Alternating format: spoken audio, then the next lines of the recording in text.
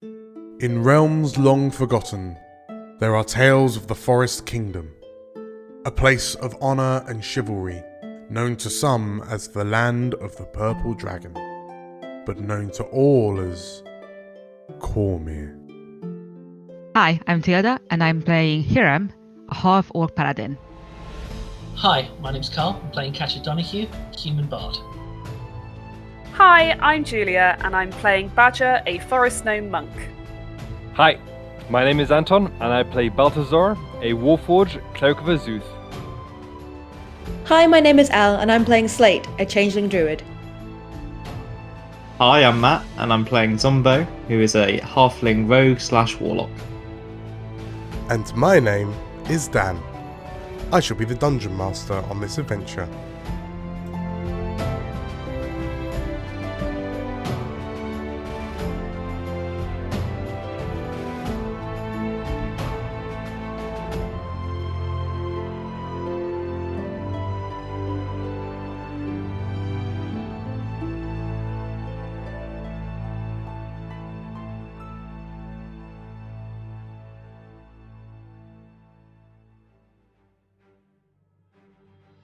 Good evening, everybody. Hello! Hello, DM. Hi! Hello. How's it going? It's me again, and you also. Again.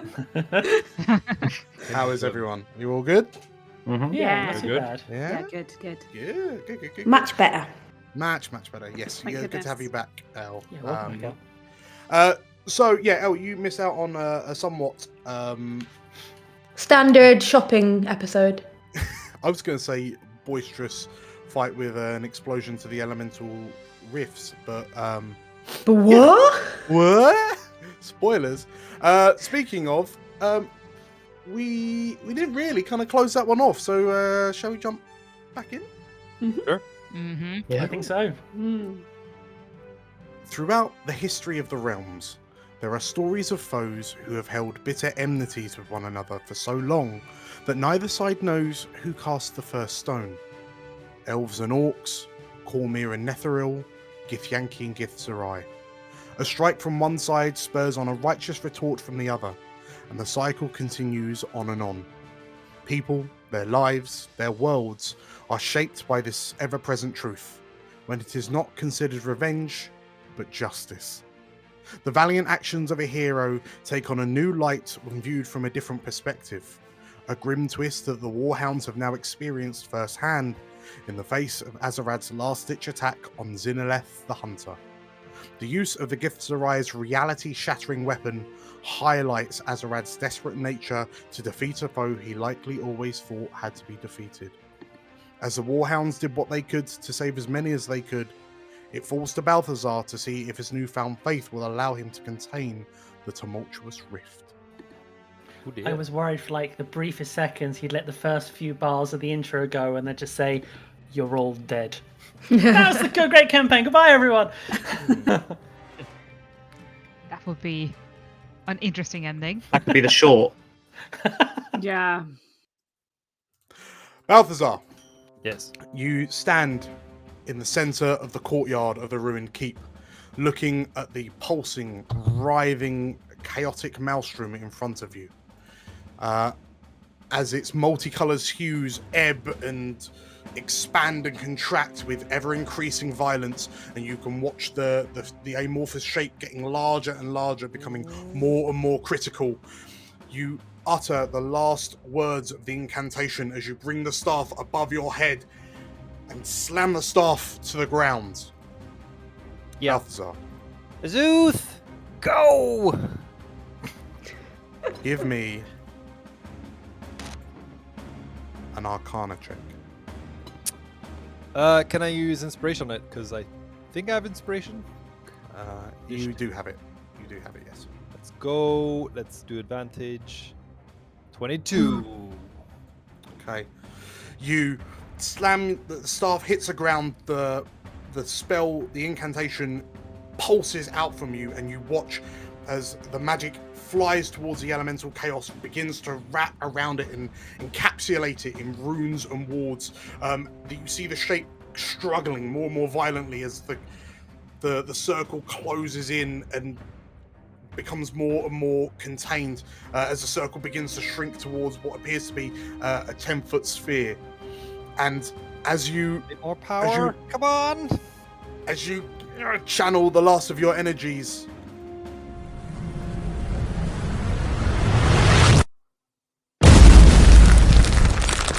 your world goes white as the wards break and the rift implodes. You feel your metal shell peel away, melt as it transforms into different elements and is reduced to atoms. And as your world goes white, Balthazar, Ah. as you look forward, you see the tumultuous, chaotic masses spiraling and spinning. And as you bring your staff down, and you see the magic, the magic explode out of you. Can you please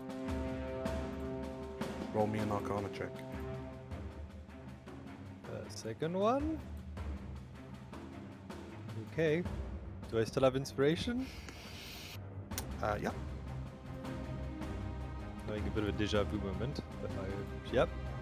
Advantage. 18. Okay. You roll an 18. Yes. You watch as the magic erupts out of you. It flies towards the elemental chaos. It encircles and encapsulates it, and you see it shrink down. You see the runes of abjuration begin to carve from the magic, and you watch as the elemental chaos struggles against it, and then everything becomes stable. The elemental chaos seemingly relaxes and just floats harmlessly inside your 10-foot sphere. And as you turn round, you see some of the warhounds which had fled the keep, and you can see Catcher and Slate and Badger running off, and they all turn to look at you as you kind of your shoulders rage in surprise.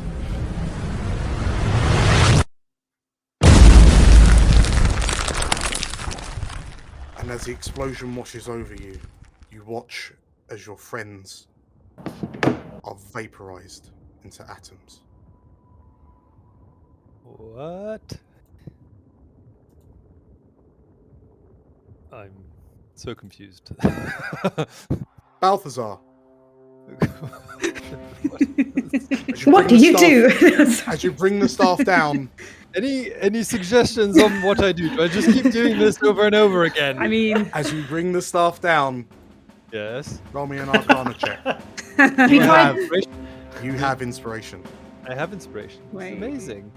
you will have inspiration for all of these. This is a loop. 19. Well, oh. The magic Do I need to spell this? erupts out of you. It encircles and encapsulates the chaotic rift, and as it closes, you think to yourself, I can do this. I can do this. I can do And this. as the runes begin to form, you hear a voice from behind you. And you take a moment, like you feel as if nothing, the magic's kind of taking control of everything for you. And as you turn to look behind you, you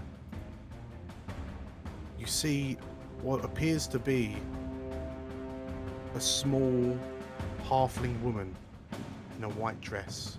She looks up to you with a smile and says, Balthazar, what are you doing? And as you look at her confused, you see your chest begin to radiate with heat, and you watch as the figure evaporates as you explode.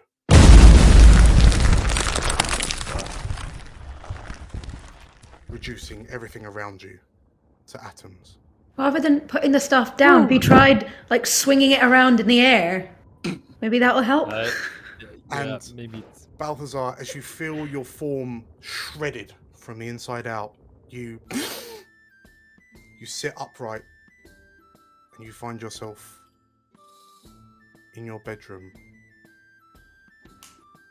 in the World Serpent's Inn.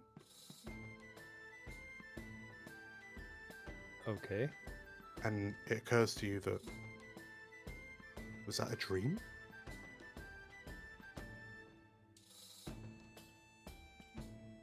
I look around. Is there more furniture? There's the same amount that you.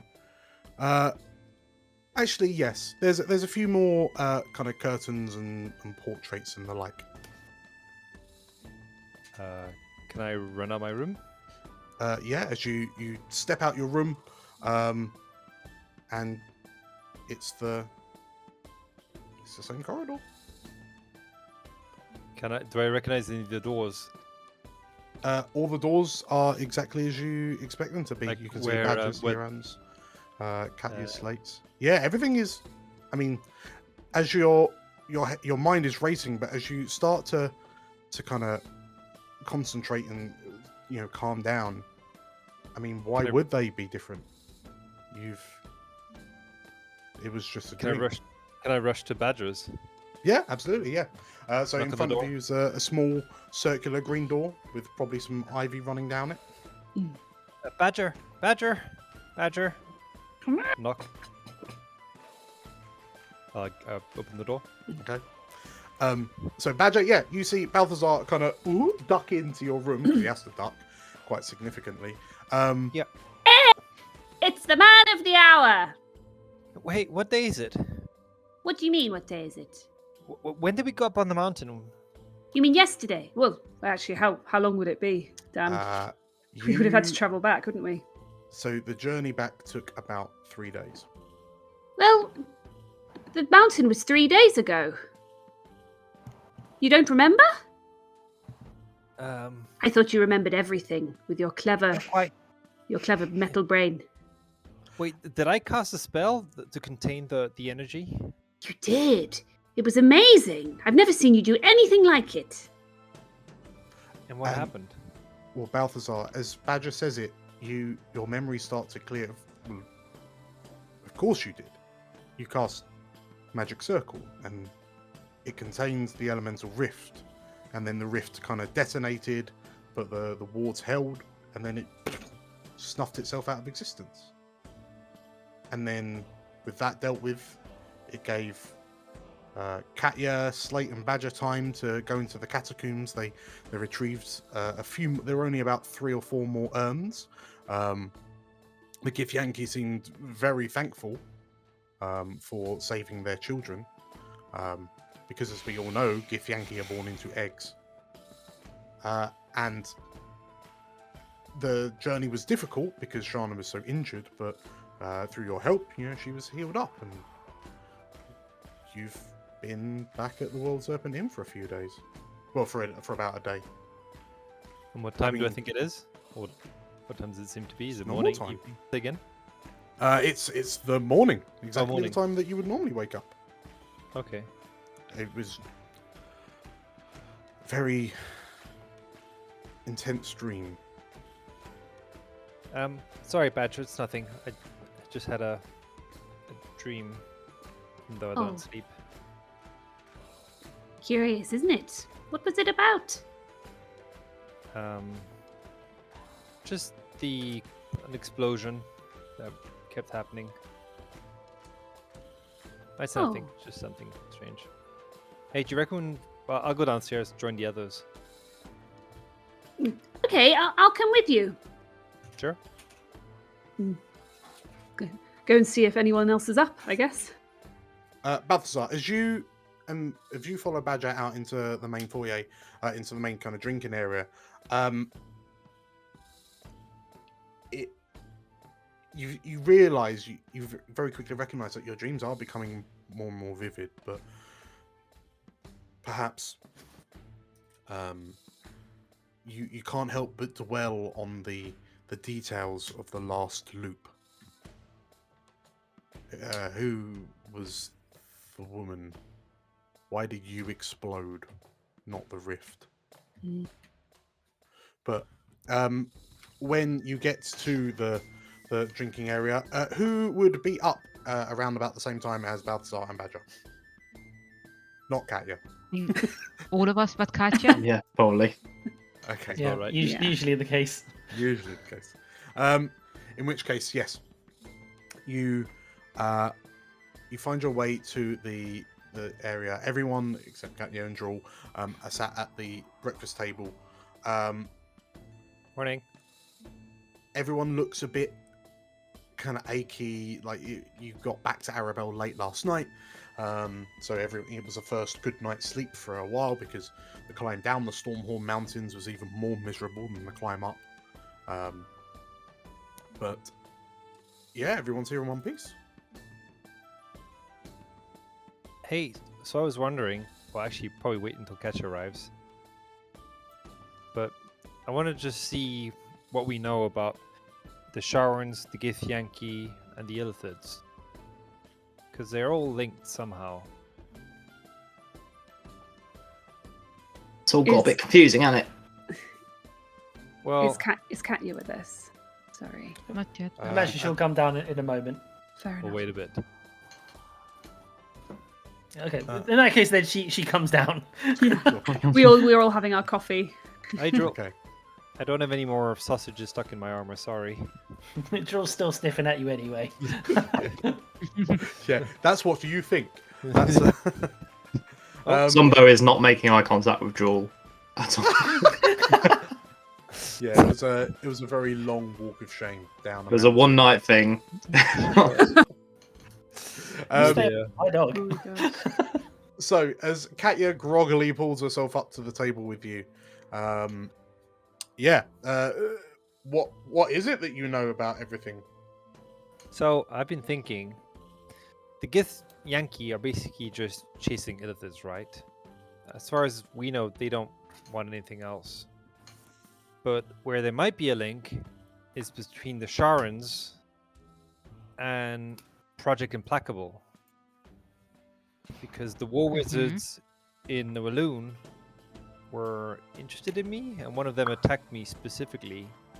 And also, was it Shauna? No, not Shauna. That Renna. war with Renna had a dream where she mentioned Project Implacable. That's there's right. definitely a link there. Hmm. And we know the Illithids are involved because of Garabrael. So maybe there's a link between the Illithids and the Sharons. Is it the Sharons controlling the maybe. Illithids, or the Illithids controlling the Sharons? Or an alliance. Would Badger have shared what the hunter told her about Yeah, absolutely. Renna's condition? Yeah, after all of the action went down last time, Badger on the way home would have absolutely shared all of everything the hunter said, including the fact that as they were ransacking her mind like an old chest of treasure, throwing most of it away, they took out that one memory, Implacable. Didn't she also say that her sort of condition was caused by like shadow magic or something? Yes, absolutely. Badger will also share that. Okay. Speaking of, as Badger, as you kind of remind the group of that, there is gentle footsteps up to the table. Oh. It's our girl. Hello, says the vacant moon elf, and she just kind of smiles at you, with the kind of the purest, most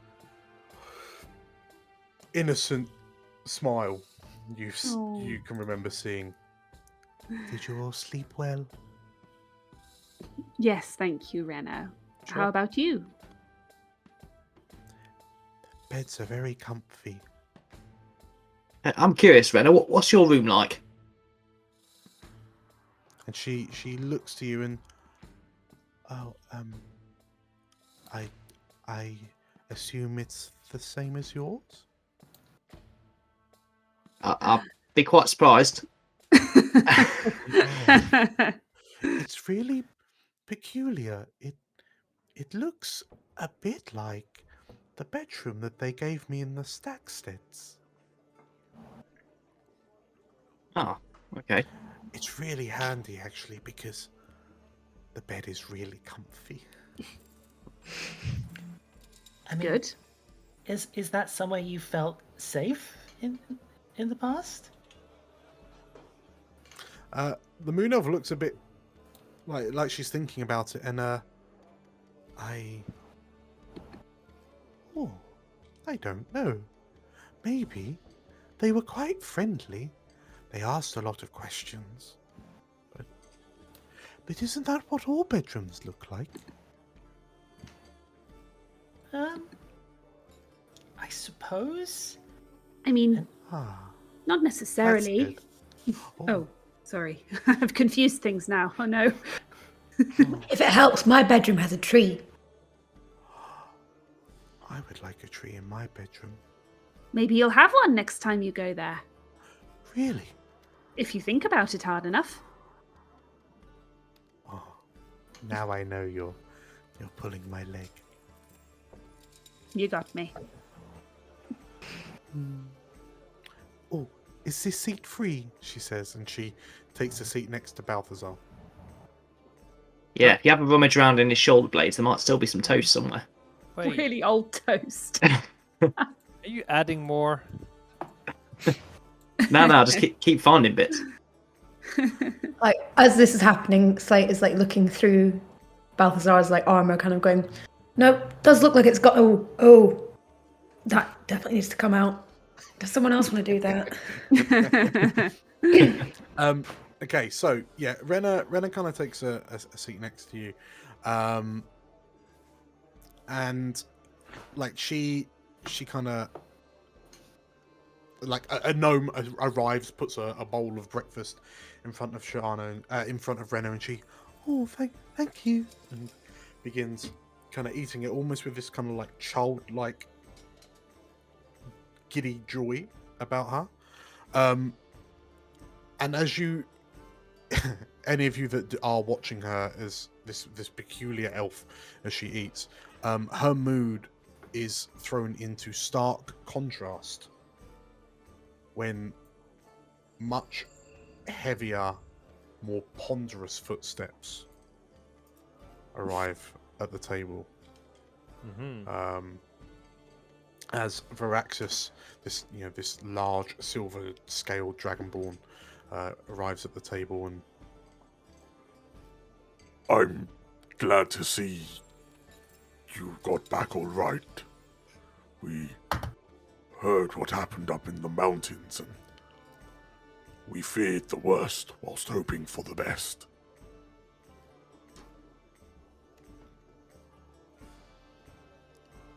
and he looks to Renna, and You must be the lady I've heard so much about.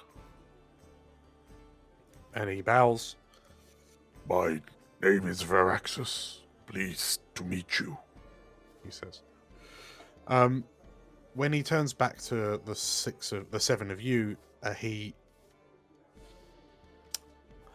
you notice that some of the spark has kind of disappeared from his eyes. He seems a bit more. His shoulders are a bit more slumped. He seems more forlorn. From the Look. Rexus. Oh, you go ahead. Oh. There wasn't any illithids at the time that we could get the heads of, but don't you worry. I'm sure we'll find some soon. Or are we not doing that now because of the whole thing that happened? Varaxis pulls a seat from another table. You hear cries of kind of frustration and annoyance as I'm guessing someone was sitting here. But as Varaxis he slowly kind of lowers himself into the chair. And he's moving as if he's this kind of old, decrepit man, like with achy joints. But as he takes a seat, he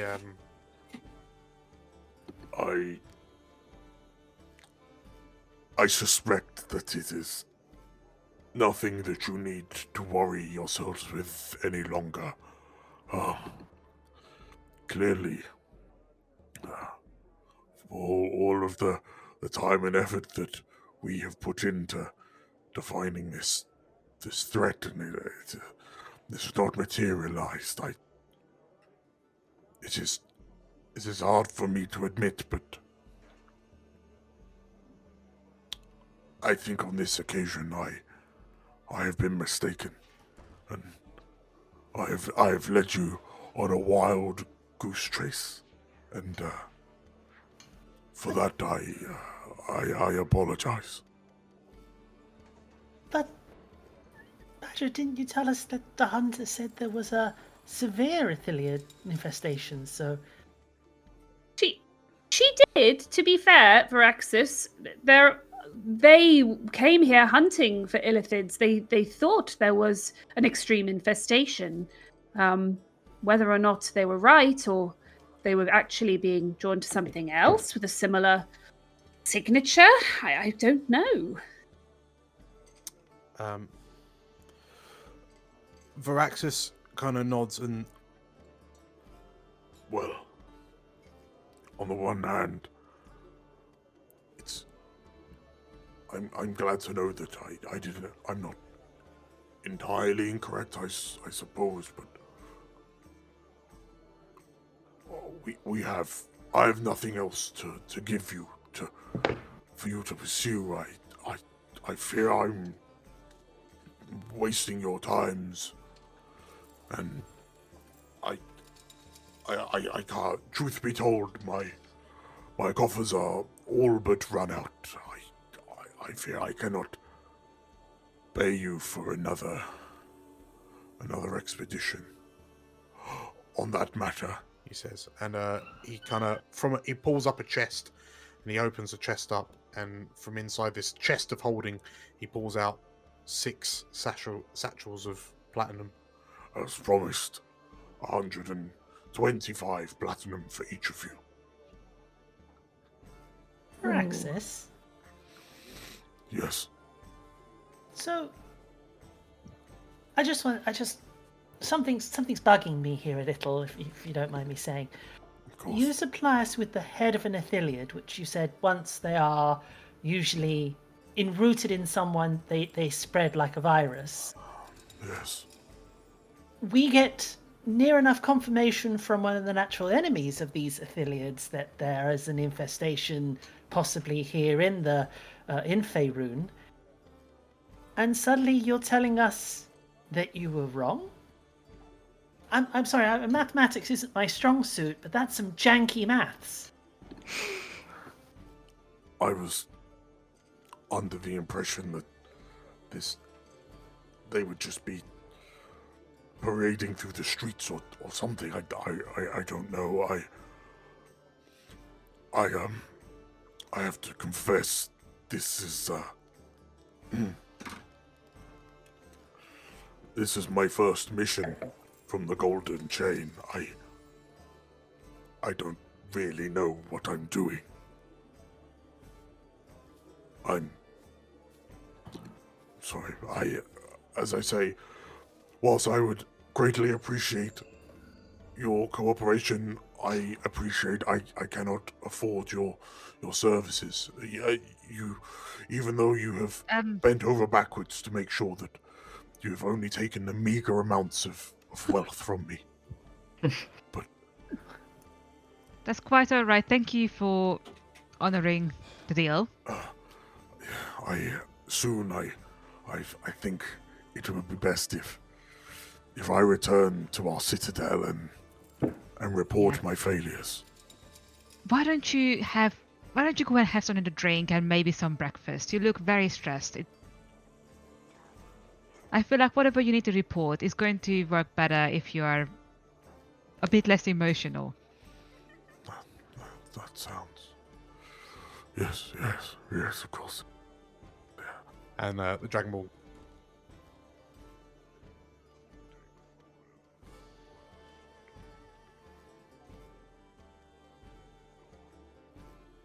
gets up and... As he's of a mind-controlling spell. Catcher's like, I mean, I can check his surface level thoughts, but even if he's under some control, his surface level thoughts should still be pretty normal. But I can give it a go. And Catcher, I guess, focuses on Veraxis and uses her free detect thoughts for the day. Okay. As you scan Veraxis's surface level thoughts, his thoughts are effectively along the line of I'm in so much trouble. Why? I thought they'd be here. Oh, they're all going to laugh at me.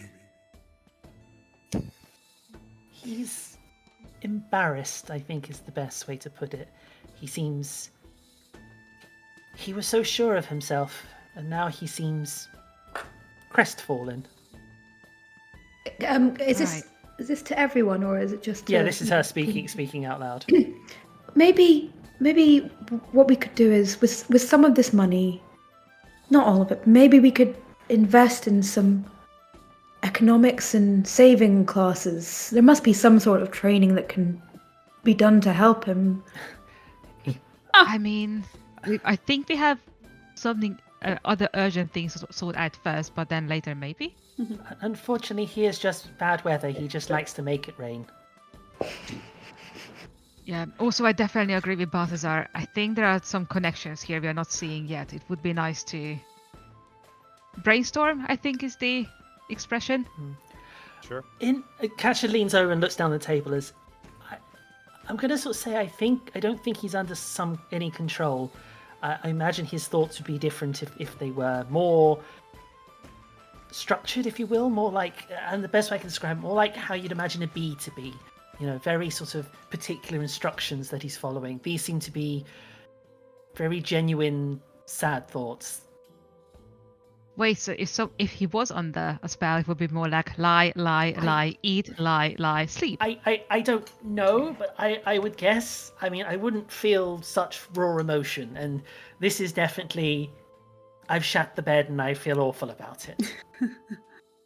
Dan, out of character, did we, when we were leaving the Stormhorns, did we see the Githyanki ship leaving as well? Yes. So as you, effectively as Katya, Badger, and Slate the Snake came up with the Githyanki egg urns, one of the dragons kind of returned and picked those up, and they've relocated the eggs.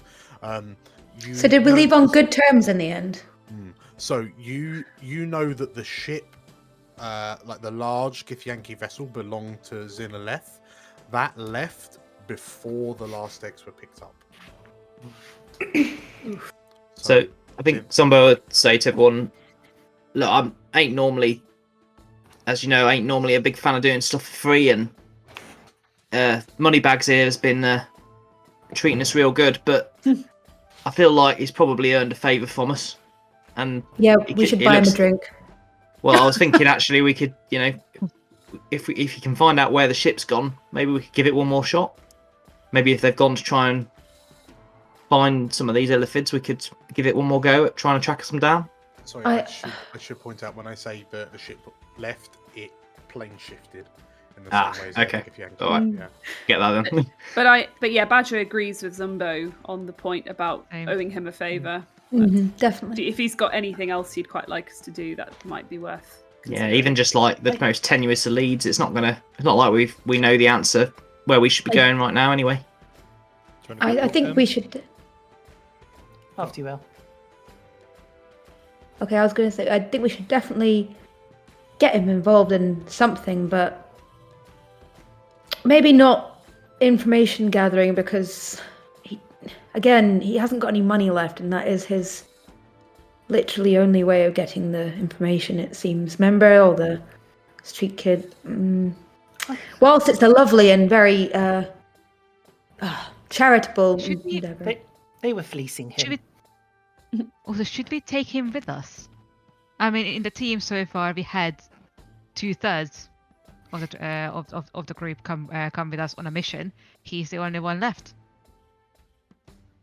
Let's see if he's got anything for us. Maybe he doesn't have anything. Zumbo, Badge, do you want to go Even if he speak to him? doesn't have anything, we should have enough to, go for a search ourselves, don't we? Where? Brainstorming first, I think, and then we can decide on that. I think there's one other thing that is bugging me. He was very zealot when we first met him. Something or someone has shaken his faith in this quest, and she kind of looks around, maybe someone is making him think that there's not mind control, but maybe someone has said something to him or threatened him, because this is not, there's been plenty of people I've met in the past who have been zealot and they've stuck to their beliefs. This is very, we haven't known him long, but to me this feels out of character. So we should go speak to him. I assume he's coming back once he got his food. When you look over and you can see him slumped over the bar, shadow towering over him is Mitrofa. Varaxis is just kind of like, you see his shoulders bouncing as Dragon Ball's clearly sobbing into a drink, and Mitrofa's just kind of awkwardly. Oh no! How much did he give us again? How much platinum was it? 100 and 25 each. Yeah, 125. So 1,250 gold each. Catcher picks up a bag of platinum. It's like, give me a second, and she goes over to Varaxis. You approach and I was so sure. And she dumps her bag of platinum in front of him. Oh, Miss Donahue, what's this? Catcher, please. Catcher, what's this? It's your money. But, I don't need it. Well, I do, but I don't. In the politest way, I don't want it. You need it more.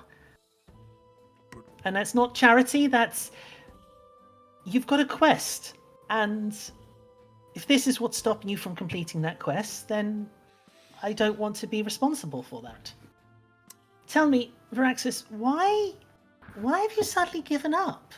This didn't seem like you. When we met you, you presented with us with an affiliate head. That's pretty nothing awesome. These mind flayers, they're everywhere, but finding one or two, it's not that unusual. I mean, there's probably some in this tavern. I mean, they're everywhere, but I just thought that there was going to be a hive of them, or they were just going to whole cities were going to be getting attacked. Did you see what happened? They flew right over Baldur's Gate. A bloody Nautilus flew over and was sketching people up and turning them into. That's not happening. If it was as bad as I thought, then. I mean, I heard there's rumors, but I thought that was just caravan tales. Are you telling me that happened? Varaxis kind of looks to you for a moment, and his brows frowning as he tries to gauge it, and he looks up to Mitrofa, and Mitrofa just kind of gives him a stern shake of the head. And Varaxis just kind of nods. Perhaps it was just caravan tales, much like the illithid infestation in Cormyr. I mean, I don't want to be rude, Varaxis, but you're giving up pretty damn quick. What? I'm not. What's the point? Clearly, there's nothing organized going on here. I just want to put it into perspective. You found an affiliate and killed it. You hired us to seek out the rest. Yeah. You send us into some mountains, and within the space of, I say, about just over a week, you've given up. I'm getting my timeline right, aren't I? But you haven't found any mind flayers, because all of the leads were pointing towards mind flayers, and there's not been a single squiddy bastard. I mean, we weren't looking for Sharans, and we found them in a day. Maybe give us a chance. Maybe that's just it. Maybe I thought whatever I thought was in the leads was probably these Sharans instead. I appreciate the gesture, Katja. But please, And he slides the platinum towards you. you've more than earned it. She shakes her head and just pushes it back. Keep it. I've got enough wealth, and she looks back at the table of warhounds, and I'm rich enough at the moment, and this will not make me any richer. He kind of he nods. He pulls his kind of like tabard up and just kind of blows his snout on it, and then just kind of wipes, just smears the tearful snot down the tabard a little bit, and You're one of the good ones, Mr. O'Hugh. Gotcha. and he I turns. wouldn't say that, but I'm trying to be better. He nods. As that. So, Katja, as you're kind of having that discussion with Varaxis, over at the table, like as you're kind of, some of you kind of watching this conversation, some of you kind of talking amongst yourselves, Balthazar, you notice that Rena has just stopped moving. She's just staring into her breakfast bowl vacantly. Hey, you okay? Rena? She doesn't respond. Can I poke her? Just gently on the side of the shoulder. As you poke her, and she shifts slightly under your pressure, but her eyes don't yes. Her eyes don't move. It's not like she's fixated. She's just blank, looking into space. If anything, as you poke her, you notice her eyes open slightly wider. And her brow furrows ever so slightly. Badger, Slate, do you know what's up? Rena's no. acting weirdly. Have we tried clapping? Sort of wave. Rena. Boo! No, don't scare her. She's had enough. She's had sorry. enough the last few weeks. Katja, you overhear Slate clapping and shouting boo and whatnot. And as you turn around and look, you can see them just kind of doing all these gestures around this moon elf who's also who's just staring into space. And then you all watch as Rena just kind of slowly looks up to you, Slate, and then her back arches, her head whips back, and her eyes go, her eyes roll into the back of her head, and she starts twitching and convulsing. Okay, sorry, it didn't work that well. Quick, help her! Help her! What do we do? Healing, something! Can I do a medicine check to kind of see if I can try and help, I don't know, with the convulsing or whatever, to try and put her in the right position? You can, yeah, if you roll me a... Get out some of my herbs. Put them under her nose. Smelling salt. For some reason, my sheet isn't working today. Okay, I'll roll for you. No clicks. A 12. Okay, so as Rena starts kind of twitching and thrashing, her head whips from side to side, and you notice as her head whips, her eyes are moving with lightning speed from sort of one side to the other as she goes, and you hear her she bares her teeth. She's clearly clenching down on her molars, incredibly hard. Like you can see her cheeks beginning to go white under the pressure, and you hear her say, "Not here again!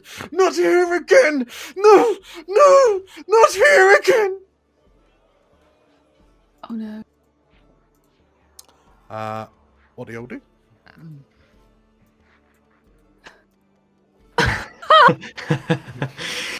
Balthazar, no. What? I do not shoot any runner. Oh, Batwing Badger probably is sort of climbing over to Renna and just sort of, I guess, trying to pat her and reassuringly and saying, "Renna, come back! It's us. You're here. You're safe."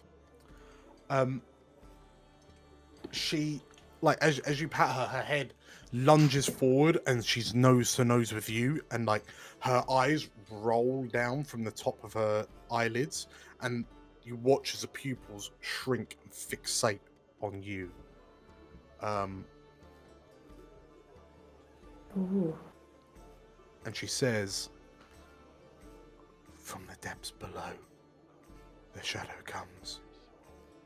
And then she kind of goes a bit. She goes loose, like her shoulders relax, and she looks around, looks at you all, and why are you all looking at me?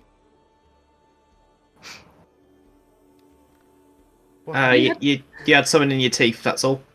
Just checking. Oh, You okay? I'm sorry. She covers her Okay, mouth to why clean don't her teeth out. why don't we grab you some nice relaxing tea? Just a second. I love tea. Good.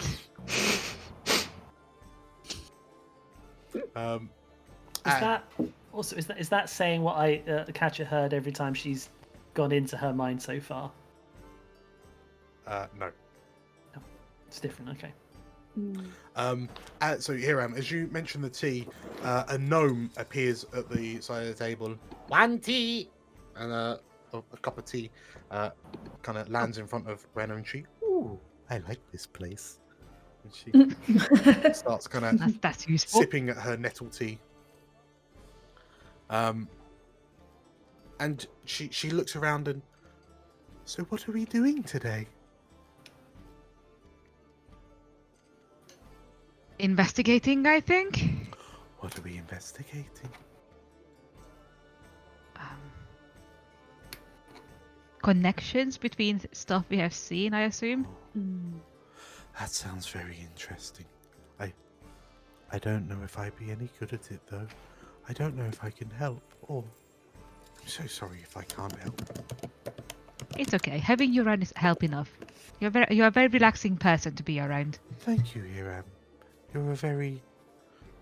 And she kind of places a hand on your arm. Strong person to be around. Thank you, I think. Now look at Emily. You hear that? I'm a strong person.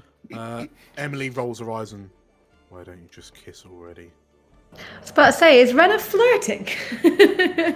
You watch as Renna blushes, and she, "Oh no, I mean, it's not that. I know you didn't. It's fine. Don't She worry. sips from her tea again. Catch up. So, Are you still with Raxus, or have you come back? I imagine Katja returns to the table, and as she sits down, she places her forehead against the table and just groans like, "Oh." Okay. Katya? That was What's going on? so much money. Oh, Katya. Did you give away your money? Yes, and I don't feel bad about it. It was a nice gesture, but it was so much money. Oh, Katya. I'll share my money with you, Katya. No, it's okay. I will. The regret. Why don't we all share? No, regret is for tomorrow's tomorrow's Katja. Look, We can all share. Well- We can all chip in. We'll all chip in, yes. It's not that much if we spread out across the group. Right, guys? Absolutely, and Yeah. really, Right, Zumbo? Well, I can feel Zombo's pain. I wouldn't want to detract from the valuable lesson Katya's teaching herself here. Kat just sort of like, she comes up from the table. Hey, Kadja, you can have 25 of mine. It's a choice I've made. Just remember it if I ever need to buy anything and I don't have enough money. Just Here we are. remind me of this moment. I'd be like, oh, the reason you can't buy that catch is you gave all the way your money to the nice Dragonborn. I Do you want to bring him back with you He to the table? didn't want to come back. I think he said something about, now I have money, I will drown my disappointment. think we I really. mean, he may have said that. I may be projecting onto him. El? I think we should probably invite him back to the table. He did Yeah, seem let's- quite weepy and you know. Yeah, give me a second, I'll pick him up. Hiram, is you? And also, I'll Hiram, put is down you- 25 Okay. for I also put Katya, down 'cause- 25. Hiram, as you get up to head towards the bar, like Mitrofa looks at you as you get up, and then like you watch as this giant of a man just kind of looks at you, like he's got his hands on his hips, and he looks at you, looks to the Dragonborn, looks to you, and then like does like, waves his fingers in front of his neck and just no. And then sort Give of him like his space. points at him and gives you a "I got this" thumbs up. And Cool. pours another flagon and puts it in front of the Dragonborn. Out of Okay. character, Yes. yeah. What is our next step going to be now? Because obviously, neither Rena nor Veraxis knows anything about what we're going to do. Yeah. So I'm still in the favor of sitting down and just. I think even just saying out loud what we know might help us connect some dots. Can I? Also now with the last vision that Rena had. I think we know this, right? There's a link between the Mind Flayers and the Sharons, probably, and between the Project Implacable and. Do we know that? I mean, if we do, we might know it as players. I don't think as characters we would be aware. Yeah, they're both I players in a greater scheme, let's say. Well, the only thing we know is in her mind she sees that castle with all the statues, which I think we know is now Sharon, but we don't know where that is.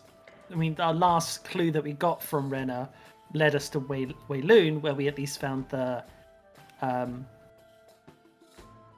library and the diadem, which we still haven't properly done anything with. So The diadem of Alum? Yeah, black diadem Yeah. or whatever. That was We it, yeah. we definitely got that identified at Elazir's, didn't we? We haven't got it identified. Well, we haven't done anything with it yet. We haven't tested it or. Yeah, we should look into No that. one's wanted You've to go done? near it. Yeah. Did we not identify it? Oh, okay. Then Can I? can we definitely do that? Yeah. Can I ask as a side? Is Azarad still with us, or are they now completely? So, That's a good question. Hmm. Badger. On the way down from the mountain, you noticed you still had the tattoo on your arm, but it was significantly less bright, Okay. bordering on barely imperceptible. Okay. It hasn't, and since you've gotten back here, like you checked it this morning, just before Balthazar came bursting into your room, it's it's more visible in the darks because it glows ever so slightly, but in comparison to what it was, Yeah. and like whereas you were in inverted commas consciously aware of Azarad in your mind before, now there's just like this light mist if you will. Do you think Badger would have explained that to everyone on the way back, or do you think that would have been something that Badger would have kept to herself? She'd probably have shown people that the tattoo is less distinct on her arm, and just said, she couldn't feel Azarad in the same way anymore. Yeah. So, yes, in terms of your plan. So yeah, you've currently got nothing to go on. The last time Rena had a vision, she saw a place, but you don't know where it was. We can get the artifacts identified because there are 2 artifacts in question. So you know about Identified one, I think, because there was that thing about the three. black- The three. What were they called? Well, the diadem we know is the black diadem of Ayum, but we don't know what it does. And yeah, I thought it wasn't the. I thought it was not the right one. I thought it was like a. You've also got a knockoff. circlet. Oh, okay, sorry. Okay. Stones, That's what I'm thinking of, the circlet. Black stones in it. That's what I'm thinking of. Sorry. So Balthazar, So what- visually, you recognise that the black circlet you brought back from Walloon, that Slate found on the top shelf, is most likely not the black diadem. What's the other artifact then? Yeah. So that one is you've not identified it yet because you've not kind of magically identified it, but I believe Balthazar noticed that it seemed to be depicted on the priestesses of Shah. We said we had 2 artifacts to identify. What's the second? The No, circlet. you've only got the one. So Oh, you got one. Okay, so it was just a miss. So wait, we have the circlet and we have the diadem. No. A just have the circlet. diadem. Okay, cool. We have a diadem that is not that one. Okay, cool. the diadem is what you suspect everyone is looking for. So, after you, Tilda, sorry. But we don't have that though. No one has that. Okay, cool. Do you guys want to split up for a bit? Get the circuit identified. Hiram would want to go to the library if he can. Yeah. Just because the Rena's vision is striking me as something it rises from the depths. I think he would want to research if it's something religious. Yes. Just gonna Hiram, as you have that train of thought, the friendly voice in your head is just gonna point out that Rena has never located the place being under the depths before.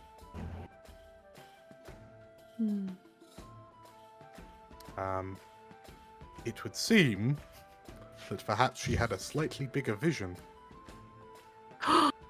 Yeah, you could do your brain diving again. Okay. Is it Catch that did the brain diving? Yeah. Yeah. Another piece of the puzzle has been unlocked.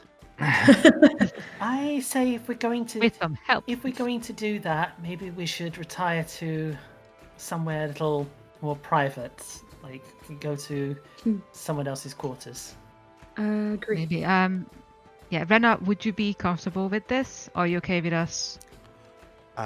Rena looks at you and I'm sorry, I wasn't really listening. Okay with what? Sorry.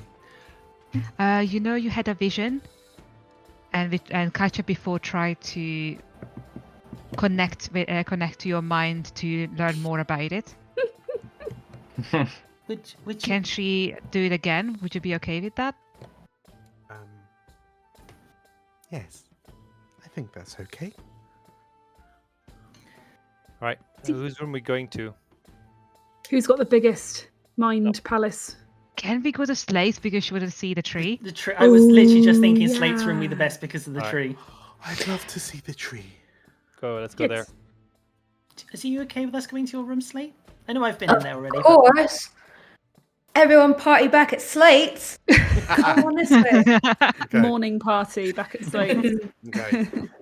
So the the group of you head, like you finish up your drinks and food. You head back to your corridor with your bedrooms. As When we get in, can Slate just run straight to like the I don't know the side table and where the young adult book is? Just put it in like a cabinet really quickly before anyone sees. yes. Okay, so yes, and in fact, you're given the suitable distraction as you kind of open the door to your room. You hear another door open a bit further down the corridor. Badger, as you look up, Garrael steps out of Shana's room and closes the door behind him. And like he closes the door and his head is hanging low. And then he kind of looks down the corridor towards the warhounds with this kind of grim look on his face.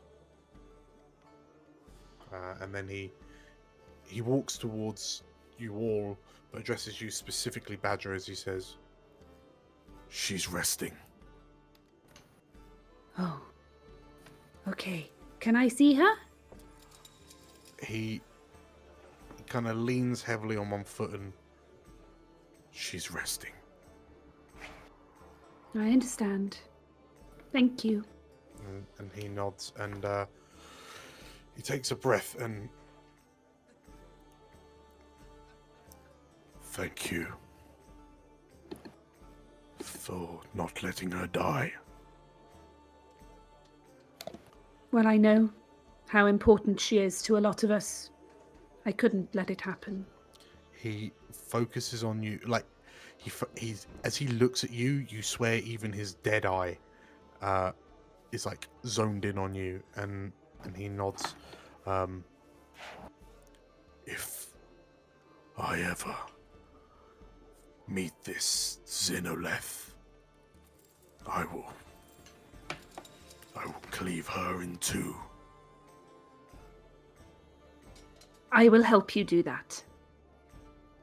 And Garrael nods and kind of awkwardly puts her hand out and then places it on your shoulder, gives you the ever so slightest shoulder squeeze, and then kind of realizes he doesn't like the feeling of that, and then just kind of looks to the rest of you, nods, and then sulkily walks off.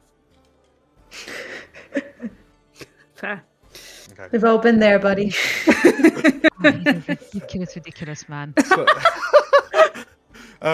So, as this is happening, Slate, you're able to rush into your room and hide all the incriminating things. And yes, as the door is opened, Slate, give us a quick rundown of what your room looks like again. So in one corner, there's a very comfy tree with lots of very comfy, sittable roots and relaxable roots. Moss over that side of the room, and what looks like a night sky on the ceiling in that area. However, the other side is a very pristine, overblown, swishy room with, netted curtains around a big bed and cobbled stone floors and a swish rug and fancy candles. Okay. Yeah, it's a big juxtaposition of two whirls. So, and a giant mirror, a huge giant mirror. A wall of mirror. Yeah. So Rena makes a noise as she wanders in, and you see her just kind of walking around, like you see her just kind of walk with this childlike curiosity, just going up to things and kind of turning a mirror and flicking a hanging leaf and so on and so forth. Like picking things up and smelling them, and she looks like she's she's kind in her element. Yeah, she's just mesmerized by it all. And then like she turns, she's got a potpourri that you've got, and she like and then sees that there's a stool nearby, puts the potpourri down, pulls the stool out, and kind of sits down at it and looks at you all expectantly, smiling. I'm ready. Okay. Katja says as she's rubbing her hands together. So, same as last time. You have to be okay with this. If you are uncomfortable or you don't want me in your head anymore, just think it, and I'll be out. But just be comfortable, I suppose, and just, I guess, let me in. I'll do my best.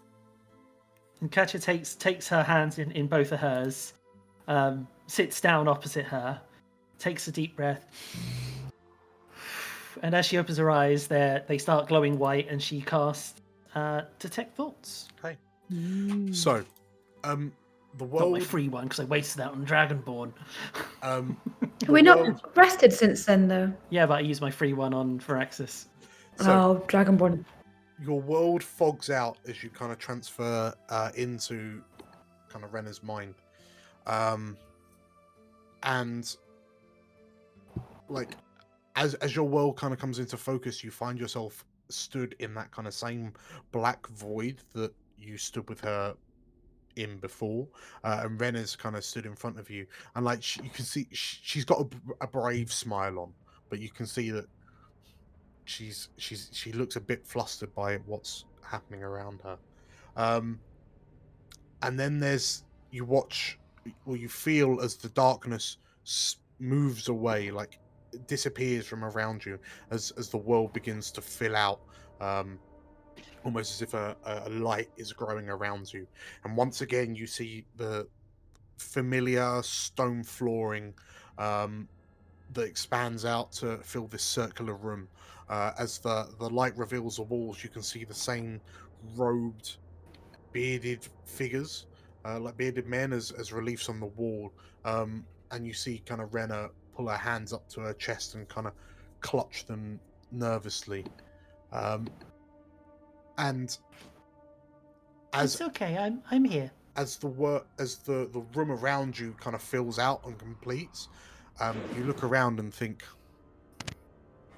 like, that you've seen this. Like, you've seen this before. There's, like, you've seen the reliefs, you've seen the pattern, like the mosaic type thing on the floor. You've seen the large double doors off to the large double doors. That's new. And as you look around, you hear that kind of low, reverberant moan from outside the blacked out windows. And as you turn back to Renna, she's got her eyes closed and she's scrunched her eyes up and she's wringing in her hands, and you notice they're Renna? starting to shake. Renna. And she turns to you, and as she takes in a deep breath, everyone else in Slate's room, you can see, like, Katya's head's twitching as she's concentrating, but you can see Renna starting, beads of sweat start to run down Renna's face. And Slate, you watch as from the point where Renna and Katya are, your room begins to change. And like the dual style floor that you have gives way to this strange black stone. And your room, as the stone just spreads out like a stain, and you watch as your walls, your room transforms into a large circular hall. You watch as the walls kind of reconfigure into what appear to be stone reliefs of bearded men, and like around this room you can see there's a large set of double doors in front of you, inlaid with black and silver. There are large kind of floor to ceiling blacked out windows around the wall. As you look up, there's, apart from the doors, you can't see any other entrance or exit apart from what appears to be a large circle in the ceiling, like a hole up into the ceiling. And Katya, in her mind, you hear Renna say, "From the depths, shadow will rise." And the windows turn translucent, and as you look out, you realize you're underwater. And Renna looks to you and says, You're not welcome here. and Kat, you feel yourself being wrenched up off, like through the air towards the hole in the ceiling. As that happens, everyone else in Slate's room, you feel yourselves also being pulled as you leave this building. Like you effectively phase through the ceiling, and you phase as you leave what appears to be an underwater tower. No, it's like a large rock, a boulder of like almost like an island, a submerged island with this tower, a two-pronged tower jutting from it, and you feel yourselves being pulled up through the waters. And you breach the surface, and you find yourself looking down, watching the ripples dissipate across the Dragonmere Sea.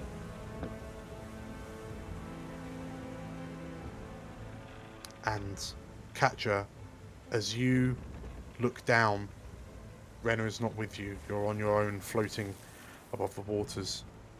You see a shadow rise to the surface, and as it breaches, you snap back, and you're all in the room, and everyone else watches as Slate's room changes back to how it was.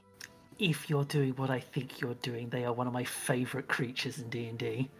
Ooh, woo, woo. Mermaids. Nuh-uh.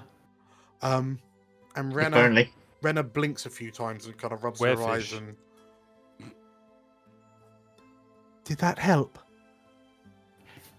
Katja's at this point sort of shaking off her head, and she basically moves in, gives Renna a quick hug, and she's like, yes, it helped a lot, thank you.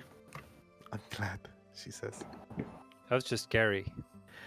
Katja goes around to start describing everything, but looks at your faces, and she's like, why do I have the feeling you know already? What the bloody hell was that? I didn't like it. It was underwater. Hey, this is great, Zumbo. You know all about this. You can help us. You can help us sail there. I've not done that, Slate. Whatever that was. However, That's Well, yeah, maybe not, but do you know what this means? Our rooms are We need to psychic. get your boat back.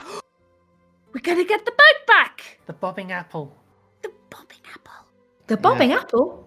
Just think, Sambo, your old ship back. You'll be a sea captain again. And you'll have your new crew, the Warhounds. Will I be an anchor or will I be a life raft? I can go both ways. I'm fine with well. it. Have you got any better at floating? Not really. Well, probably an anchor then. All right. Yeah, I suppose that is a bright side. Yeah, he doesn't look quite as happy about it as you'd think he should. Insight check. I mean, I'm sure we are not going to meet another Kraken. Out of character, Yeah. because I don't think Hiram knows that. No, only one How person how knows sure? that. So, Zumbo, as you experience this sinking feeling in your stomach,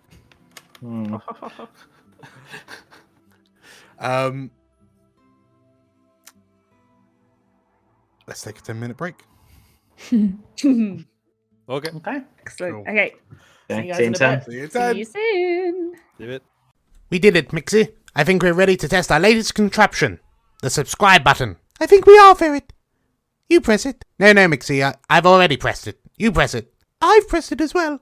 I think you should press it again, Ferret. No, that turns it off, Mixie. Wait, I have an idea, Ferret. They should press it. Yes, that seems like a brilliant idea, Mixie. Press the subscribe button, please. Yes, press it. Go on. Press it. Press it. Press it now. Please. Thank you. Welcome back, everybody. Hello. Welcome back, DM. Good to be back. I'm just on a quest to shock you with the welcome backs with every Okay. like more and more with each session. I like the energy. Let's go for it. Yeah, it's good energy. So, after the Warhounds have just had somewhat of a revelation in Slate's room, off the back of a vision dive, a brain spelunk by Katya. But yes, we pick up back with the Warhounds a short while later that day, as there is a boom and a cork goes flying from a bottle, and a bottle of somewhat expensive wine, potentially paid for by 1,125 platinum coins each, as a bottle is plonked down on the table of the tavern that all of you are sat in, as you all kind of gather around and decide to have a proper old kind of knees up. Following the advice of your... Oh, sorry, go on, El. What tavern is this? That's a very good question, El. And under our local tour guide, Katya's advice, we're going to end up at... No, but we're going to the Lame Camel. The Lame Camel. The Lame Yeah. Camel. Unit. Ha! Okay. Is it a Okay. Kalimsham themed bar? Yes. You know, number one, the name, but number two, it's probably one where she's had a little bit of success in the past With the with a few- ladies. well, with her music and maybe with audience engagement as well. Is what that they what it's call called? it. Audience I- engagement, yes. Audience participation, yes. Very much Okie- encouraged.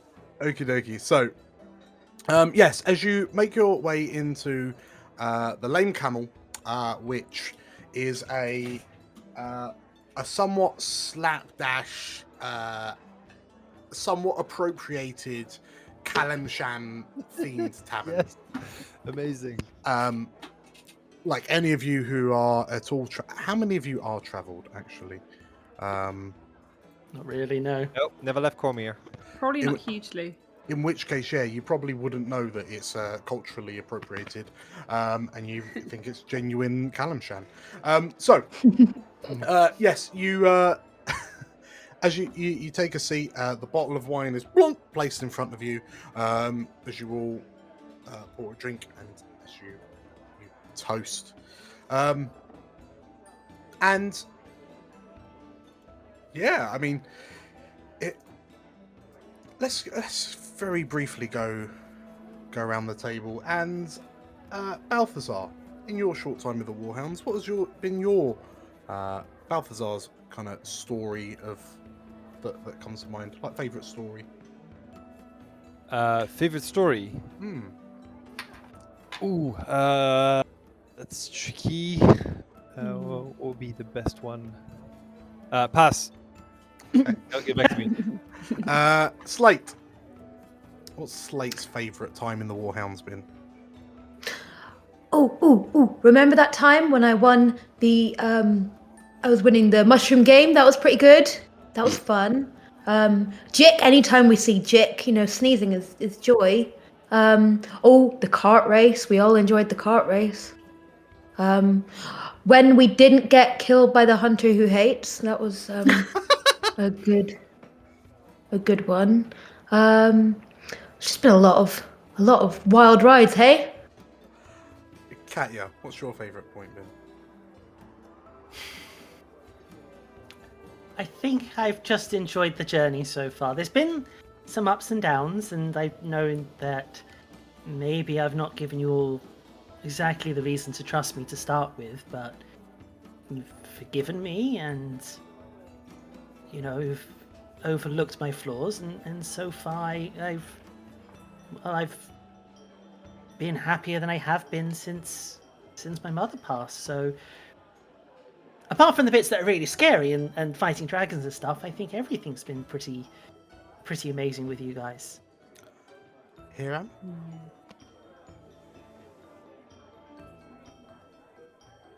Hiram is going to look a bit shifty if you're is this sharing with the team or is it just you asking? No, Hiram to the Warhounds. In that case, Hiram is going to look incredibly shifty, but he's going to say, "Oh, remember that time in when we had to catch those imps Oh yes. just before was the the best. jailbreak? Yeah, that was pretty funny." Zumbo. I think he's got a bit of a soft spot for their heist at the Stagstead, breaking Renner out. He has had all of his favourite things, sneaking around, picking locks, and leaving a place in total chaos in a quick hurry. So Very good. And Badger. All the wildly successful stealth missions. She's still Did we have convinced they've all gone really well in one way or another. If you have an update on the pie success chart, rate. yeah. Oh, we need to update the pie chart. It's a good point. Yes. Yes, we do. Okay, so yeah, as you kind of regale stories of one another, kind of laughing at the memories you've made together, are there any direct chats that any of you want to have with anyone else? Hiram is going to sit with Badger and say like, "Hey, remember how I said we should have a drink?" Yeah. He's going to put down another tankard in front of you. I think it's that time. Yes, thank This you. was Fantastic. the last one was a difficult fight, and I know that Shana was in a lot of danger, so I think you definitely deserve and need an extra drink. Thank you. Thank you. So how are you holding up? I'm feeling really guilty, to be honest. I feel Guilty? Why? the way everything went back at the keep with Zinoleth, I just can't help feeling that it's my fault. I put everybody in so much danger. I'm sorry, but how is that your fault? Well, Azarad, I was carrying Azarad. And Yeah, but you were only carrying him. You did not make him do what he did. That's not on you. I know, but if someone else had gone up into the tower, it might never have happened. And Oh, Badger, no, don't do that to yourself. Like she chose you. She wanted you to go upstairs. She wanted to talk to you specifically.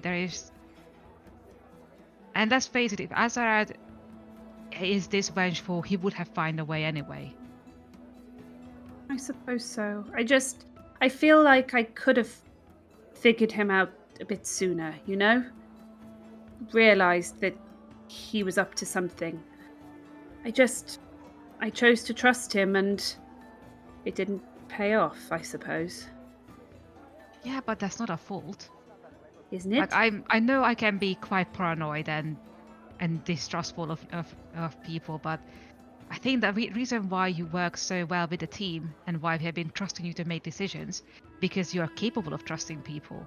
That's not a bad thing. That's important to have. Otherwise, we would just be fighting each other all the time. We need people like you. We need people who are willing to see the good in others. I don't lose that just because of one person. Thank you, Hiram. I'm trying, but the way Azarad used my help, it ended up putting people in danger, and that's the last thing I want to do. And we know that. Everyone knows that. And look at it from this way. He also betrayed you. Like instead of you don't have to focus on how you could have done better. I think it's also important to acknowledge that how you are a victim in this. Because you thought he was a friend. And in all honesty, I thought he was your friend. And then he betrayed that. Yes.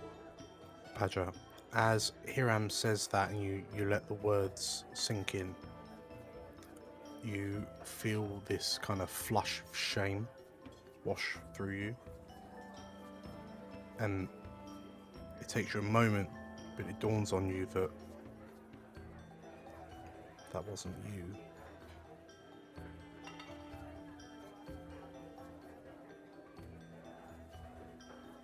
Still doing here? What feels like a shapeless form seemingly kind of retreats to the shadows of your mind. Right. But you get the feeling that whatever is left of Azarad was listening, was watching. I don't think he's gone. Sorry, Dan, I interrupted you. No, it's yeah, as you say that, there's this kind of third-hand, third-party sense of guilt and shame that lingers in the back of your mind. It's a feeling like it feels like you're in a situation where you know you should feel guilty or shameful, but you're able to recognize that it's not you that needs to feel that. Did you say the part where he's still around out loud? Yes. Oh, Hiram's looking a bit alarmed in that case. Like, he's still here? Well, I mean, he's in here, I think, or part of him. If it's any consolation, he's feeling a bit ashamed of himself, I think. Is that a consolation for you? Yes.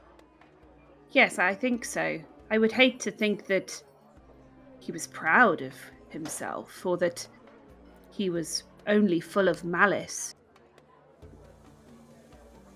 He's been so hell-bent on his revenge for so long. Perhaps he's realised that it didn't give him what he wanted. You know, that seems to be a theme with people we meet. Remember Frederick? Oh, yeah. That didn't pay off. Your for old friend revenge. Frederick, yes. He hated you to begin with, didn't he? He really did. He did, didn't he? Yes. Like, that was an impressive amount of hate for one person. Yes. Oh, gosh, you're right. You're right. Revenge is a big theme in our adventures, isn't it? I know, right? We heard that.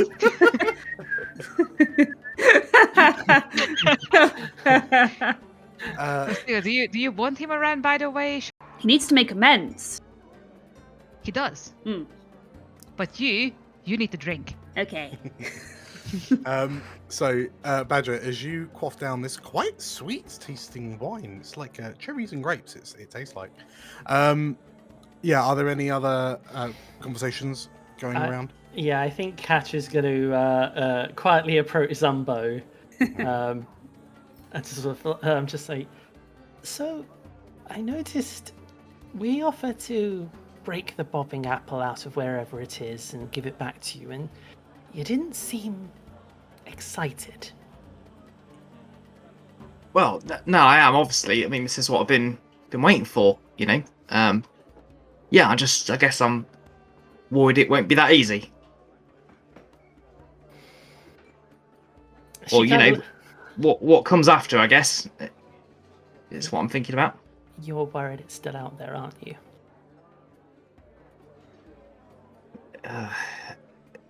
Yeah, I suppose so. Yeah, a little bit. Not, I mean, obviously we can handle it, you know, but yeah, I suppose a little. That's understandable. I won't tell anyone, obviously, but you're not alone. You know, we'll have your back, and you know, we've all faced our fears in some form or another.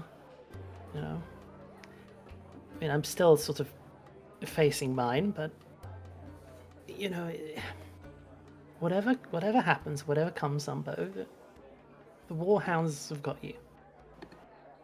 Like they've had my back for as long as they have so far, and they'll have yours.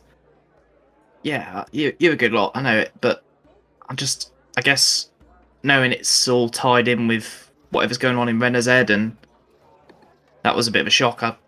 kind of hadn't thought that that'd be connected to, my thing.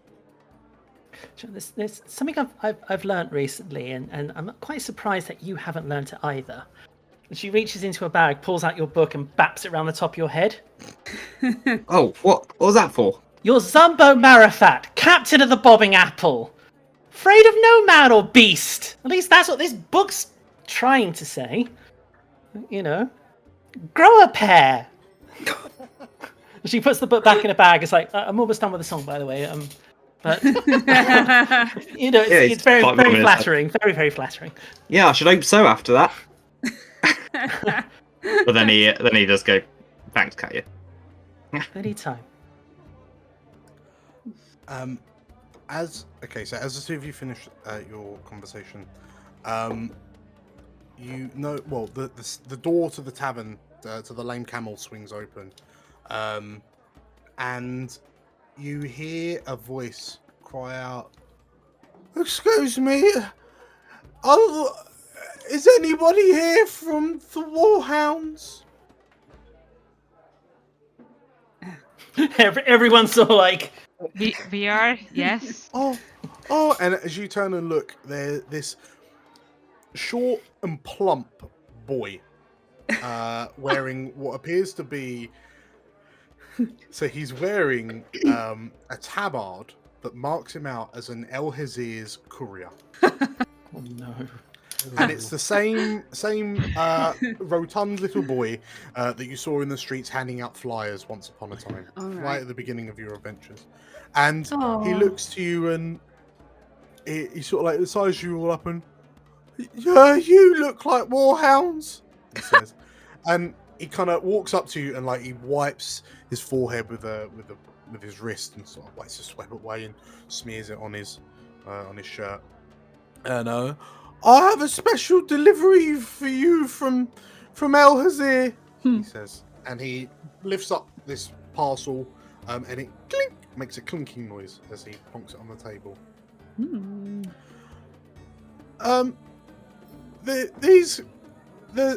There's a note, and you have to read it first. And he says, and he sort of like looks to you. Do you accept the parcel? He says to you, Hiram and Badger. Badger looks at Hiram. Do we? Yeah.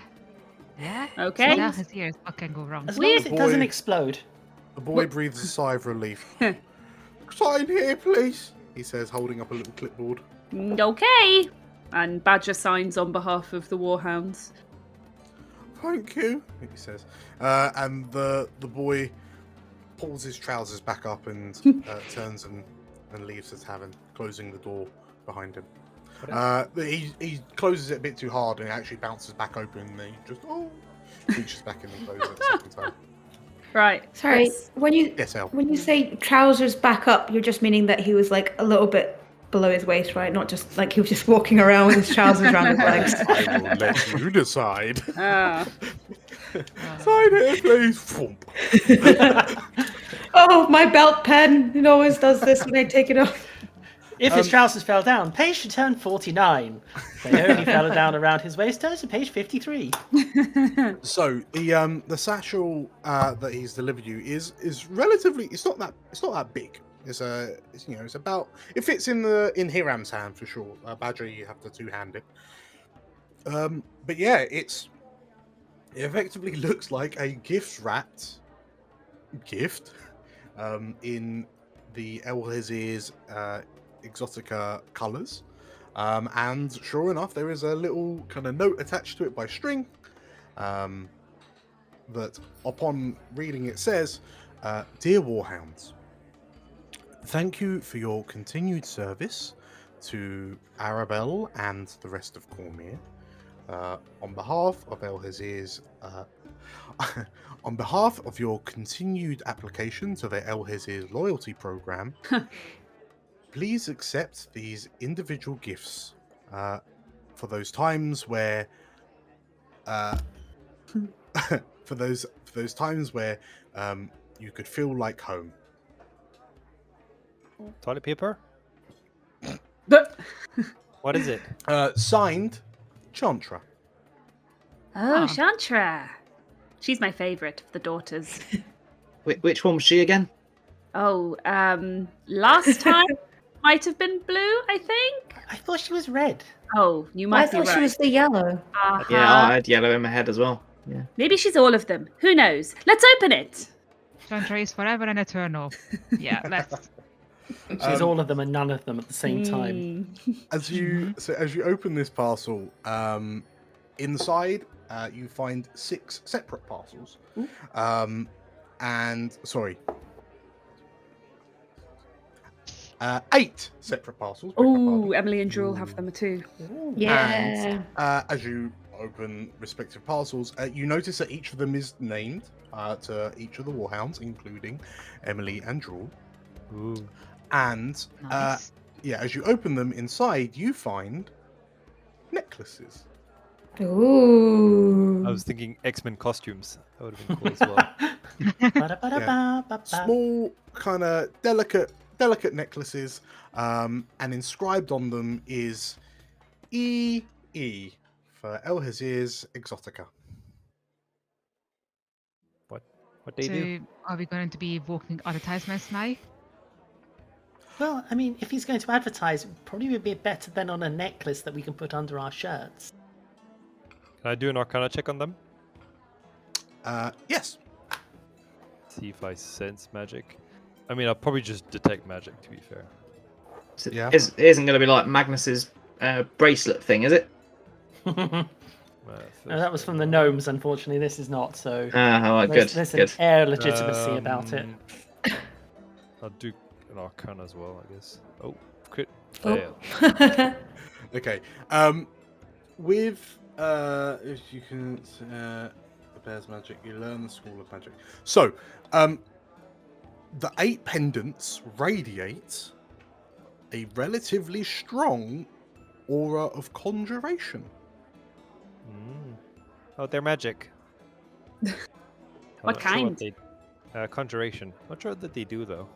Ooh. Shall we test it? What happens if we put them all together in a sort of quick, swift action? We Just all summon into an, the same circle. we summon an Captain elemental. Cormyr. Ah, I was- Can I activate mine? If it does activate, or can I put it on? You put it on, Sure. and yeah, it just hangs from your neck. Balthazar, you notice that your one has a particularly long cord to get over your helmet, and then it's got a little cinch that lets you kind of tighten it up, Sure. so it's not just flapping loosely down by your belly.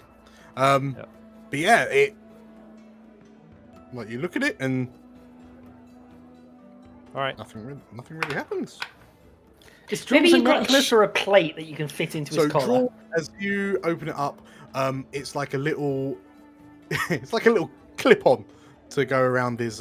It's just a crystal that goes on his brooch, goes on his collar. Sorry, alongside his stag's dead. I was going to say, when did he get a glam up and get a brooch? Yeah. So yeah, so you notice that all the cords for these necklaces are designed so they fit perfectly over your head, and then when you pull them taut to as far as you can, they come to an extremely comfortable height, just at the top of your breastbone, just low enough that if you tuck it away, it's easily concealable.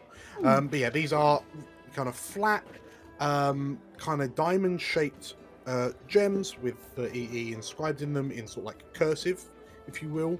The crystal, if you peer at it, like it looks relatively see-through, but it just kind of every so often there's a flicker of light that passes through it. They look kind of delicate, but I mean they're pretty, if nothing else. Go, Maybe go, the magic- conjuration. Does anything happen? No. No, you Hmm. as a corner digs into your chest. Maybe the magic is purely just the magic of friendship. Maybe we finally won Alexir over. Yay. It was inside of us all along. Yay. What was the wording on the note exactly? When you feel like home? Oh, yeah, that's a good point. There's no place like home. What did it say on the note? When you want a feeling of home. Oh. Ooh. Maybe it's a little bit like the magic at the World Serpent Inn that gives us bedrooms that look like whatever we want, whatever's in our hearts. If we use the necklaces when we're far from home, we can see a vision of what home looks like. Or maybe it'll teleport us back to the World Serpent Inn, so we won't have I to do was so much. just thinking the same. Because I can't be doing with these walks. It's killing me. That's I mean- brilliant. Wait, I have an idea, and then I'll run out the room into a different room, and then into the amulet, talk like it's sound and go, testing, hello. Can you hear me out there? You all see Chiron crouching outside the tavern. Like, the door's open, and he's just squatting on the floor, talking into this necklace. And you can hear him, but he's got his back to you. The bouncer looks down to you and, sorry, sir, are you in or out? Are you coming or going? I'm in, but just 1 minute. I'm- They're on to us. if you're looking for the bathrooms, they're inside, sir. Ah, thanks. Okay, fine. Then I'll kind of walk back in, head hanging in shame. Did it work? Did it work? Oh, No. they're not stones of far speech, Slate. Oh. No, sorry. Katya sort of lightly holds hers and thinks about her room at the World Serpent Inn. Yeah, it's a pretty cool room that you've got. Okay, well, she drops it back in the shop. Well, that was a waste of time and effort. You'd think you'd send instructions, and she's looking through like the packaging for I like mean, a did you- manual. Did you see any instructions on the gnome gauntlet that Magnus wore That for was- months when he shouldn't have done? I mean, that was the gnomes, and I'd imagine El Hazir has a bit more of an like. No, that was from El No's Hazir. It was, wasn't it? Yes. Mhm. Wasn't he going out of business last time we walked past anyway? Oh, not No, El it was a Hazir. No. Okay. It was a different I version. do want to point it out that, yeah, it was from Air Hazir, but Chandra later on was the one to explain how it works. Maybe we should drop by El Hazir's to ask how it works then. The gauntlet did come from Lovecraft. But Via El Hazir. via right? El Hazir's. Yeah. Maybe that's it. The point of these aren't magical in that sense, but they're actually, we take them into El Hazir's, and that's, maybe it's a currency for El Hazir's. Like a Maybe it reward turns into card. something. I love the Maybe. theory that it teleports us back to the World Serpent. I think that's a good one. Of course, I it think could it's just only be one his to way find of out. getting us back into the shop so that we buy more stuff. That's what I think as well. I think we true. might have to go to El Hazir's. It's conjuring up profits for him, that's what it's doing. Speaking of various magical items, Balthazar, have you been spending the time to cast Identify on this black circlet? That you I don't brought have back from Identify. Welling? Do you not? No, I don't. Oh, no. I see it as a Yeah. cleric. Okay, fair enough. I be a cleric. In which case, We need to go to El Hazir's. We have do you, need have to. you paid to have it? I would have if Okay. yeah, done Cool. today. In which case, Clerics don't know. if we do a slight retcon, in the parcel there is a 9th compartment, and inside, like a ninth, a box, and inside the box, as you open it up, there is a black stone studded circlet, made of kind of black iron. No, sorry, begging pardon, it is a silver circlet with black Which studded. I think Identify would have been worn by priestesses of Shar. Yes. So there is a note which explains that this circlet vastly improves the intelligence of the wearer, but makes them susceptible to the rulers of Netheril, which is why they were worn by the priestesses. So they could be Need to conduits. draw. They could be conduits of Shar's will. Oh my god, giving to draw would be amazing. Draw, come on. Right. It's fundamentally a cursed headband of intellect, isn't it? I can neither confirm nor deny. You know what? I mean, is it cursed? It's just a matter of perspective, really, isn't it? I mean, if we don't meet any Netherese, we're fine. Mm-hmm. I just want to say Betty's the only one without any magic jewelry at the moment. So Oh my Are you god! sure 8 you little want rings. Betty? 8 little rings for her tentacles. 8 rings of Are power. we sure we want her to be susceptible to No. that kind of Yeah. influence? Yeah, probably not. Definitely not.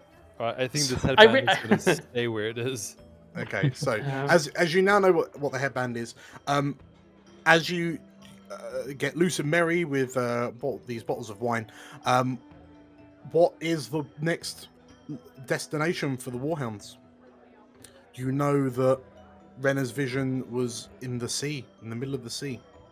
Yeah, we need a boat. Marsh member, isn't it? Balthazar would definitely hit up a library to see if he can geolocate where the island / tower. You said it was 2-pronged, right? Mm-hmm. What does that mean? Like So Balthazar, actually, yeah. If we do a slight flashback, so as you ponder on what you saw in the vision as you head to the library, it dawns on you that the architecture of this, of these towers, because effectively it was like a large major tower with a secondary minor tower alongside it. Okay, yeah. They seem to be connected. The architecture was textbook Netherese architecture. Right. But it's at the bottom of the sea. So, but I guess Balthazar would probably go. Like, might it have been a floating city that sunk? Maybe.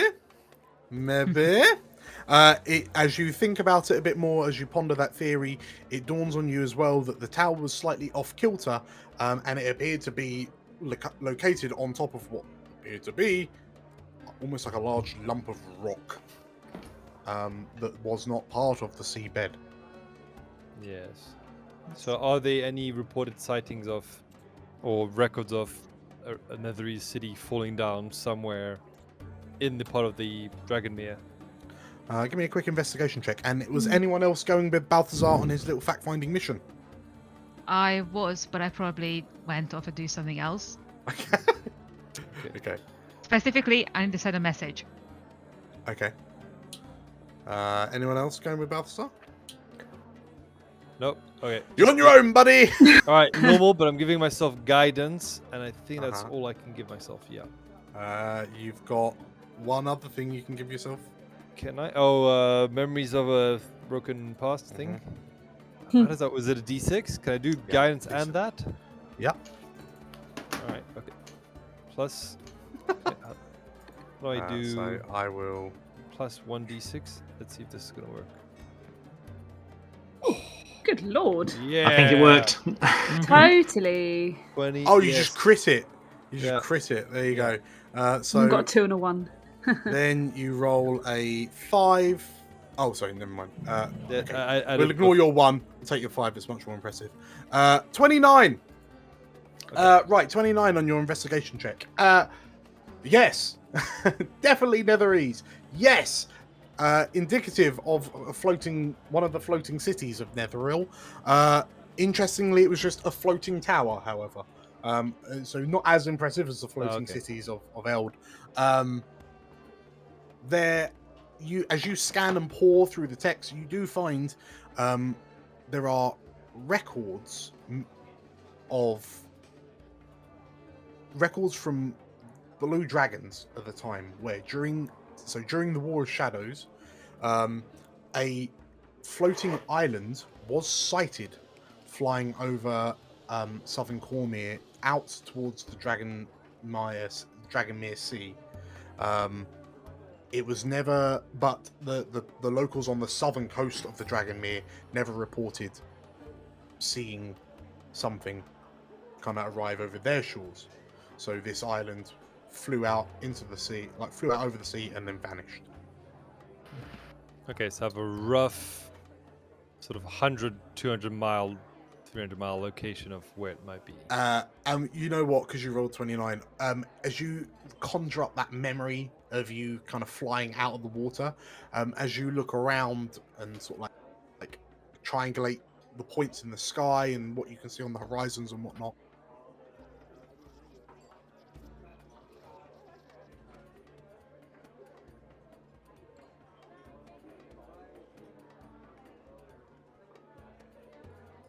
know roughly where you emerge from the water, within a few miles or so. Okay, that solves one of the problems.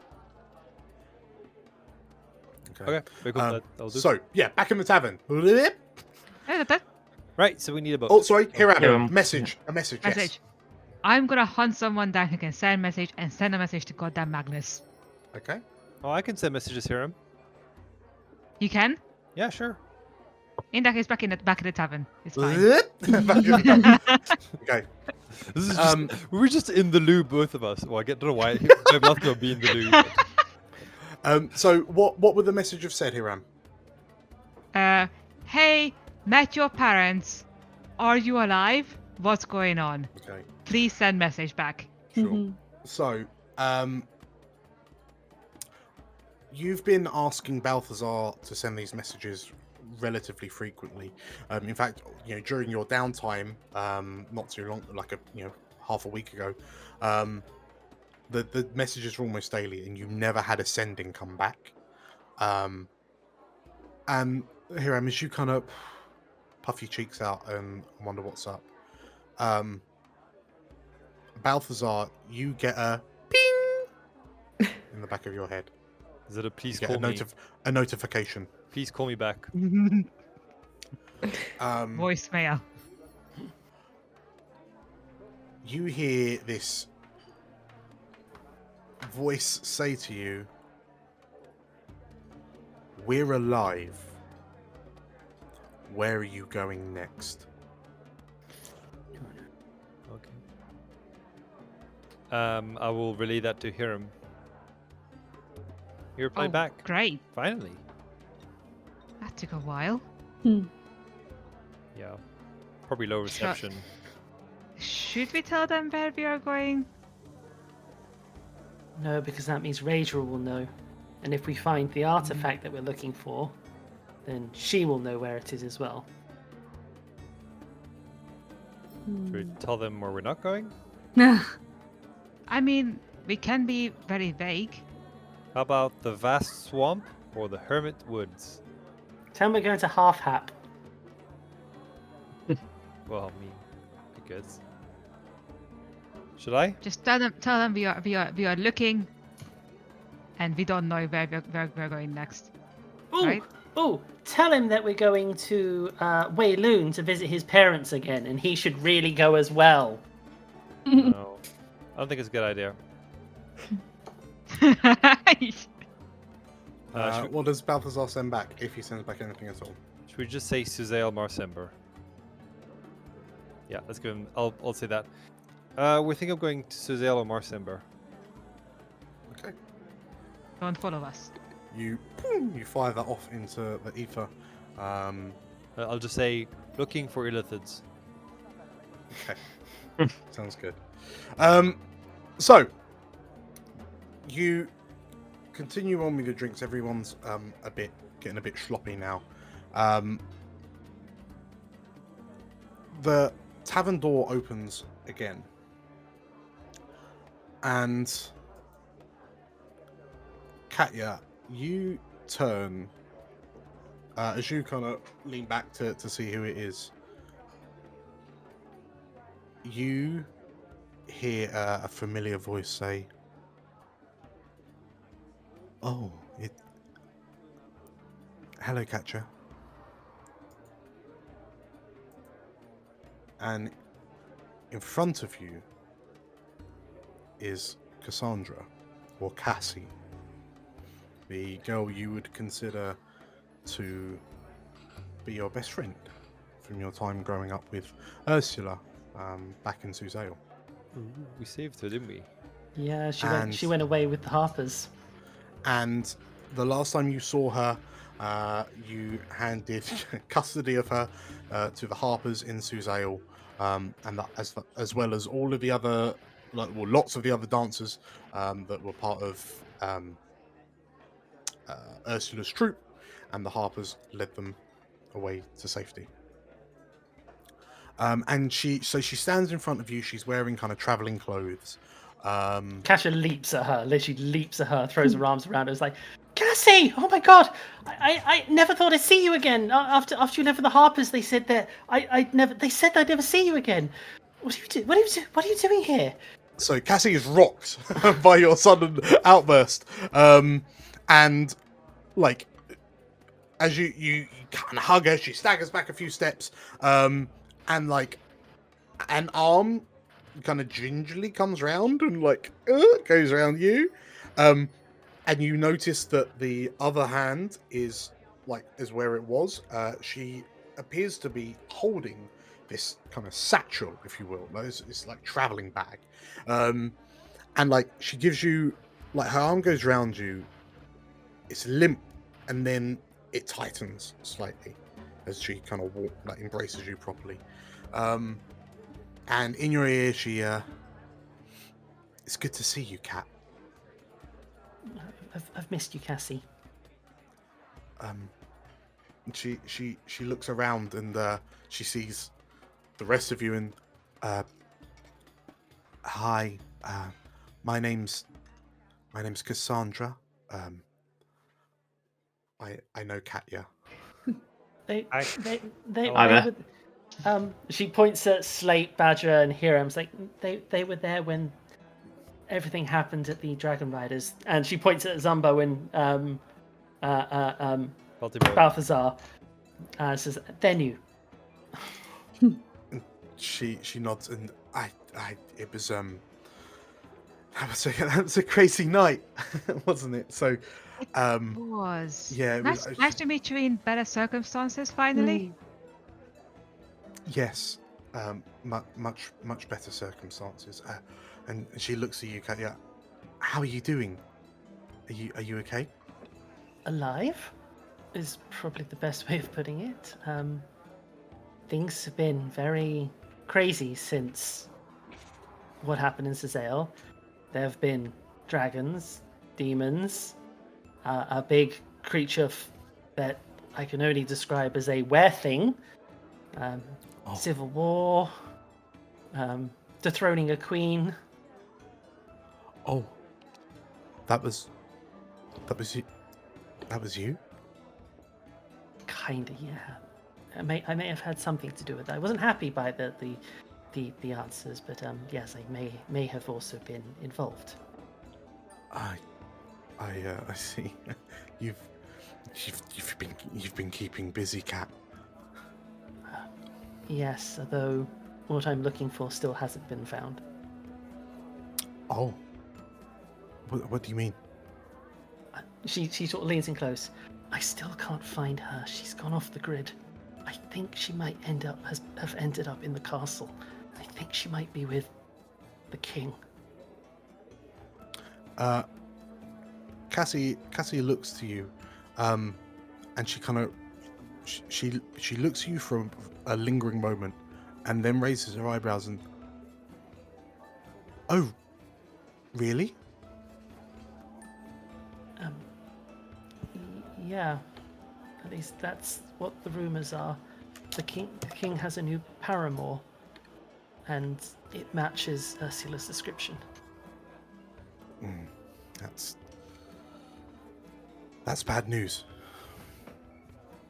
And she looks to you and, so, what are you adventurers celebrating?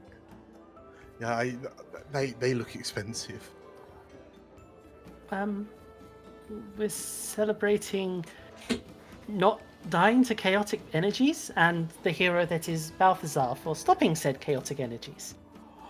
Oh, You're welcome. You must be very powerful, Mr. Knight. Yeah. He is very powerful. He's quite the. She kind of looks at you as like, I can't really call you a wizard. He's a very powerful magic user. He knows the art well. Servant of Azuth.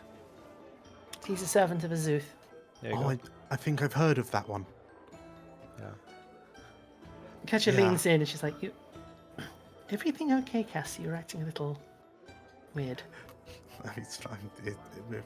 I'm fine. I'm fine. So, Inside check. What are you? I mean, where are the warhounds off to next year? I mean, it must be nice to be drinking, but I'm sure that you're off on some big, grand sweeping adventure. Yeah, where's next, Cat? Where are you going next? Oh, well, I mean, instead of worrying about such things, Cassie, why don't you join us for a drink and you can tell us all about where the Harpers took you and how everyone else is doing. I mean, she leans in. Have you joined them? Are you one who plays the harp? Cassie looks to you and not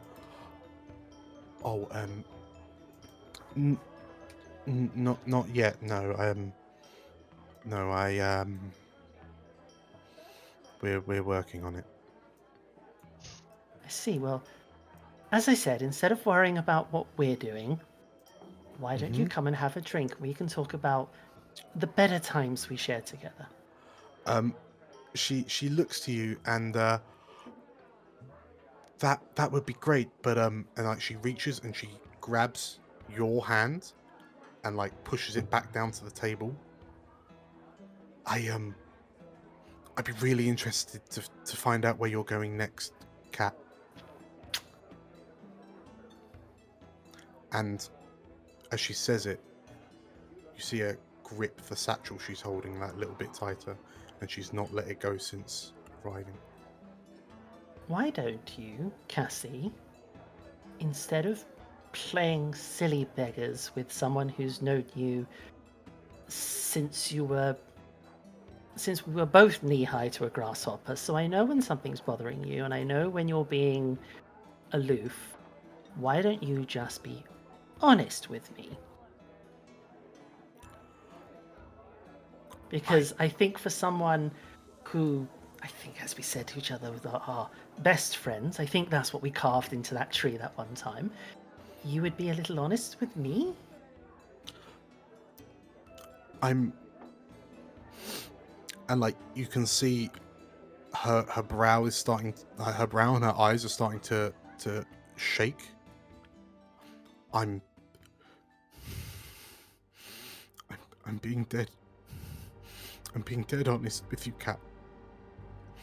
I'd really like to know where you're going next. And you see her eyes begin to water. I really need you to tell me where you're going next, Cat. And like you see her knuckles going white as she grips the satchel harder and harder.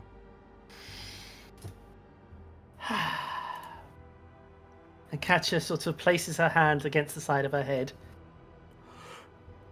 And Cassie, be clear, be concise, think freely. And her eyes start to glow as she tries to counter-charm her.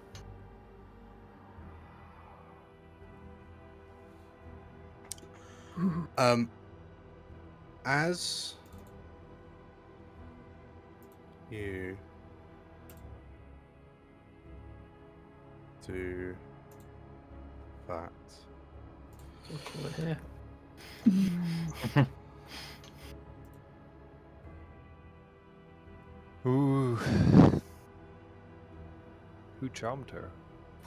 That's what I'm wondering. Dun, dun, dun. I'm pretty sure she is. I mean, this may not do anything, but I'm pretty sure she's charmed. As or at least she you- won't be frightened of whoever it is. as you say that,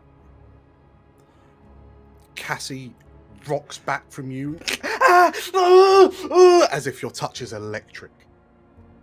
And as she her arm goes limp and like the satchel begins to fall, and then she catches it and like holds it to her chest like a desperate mother holding a newborn baby.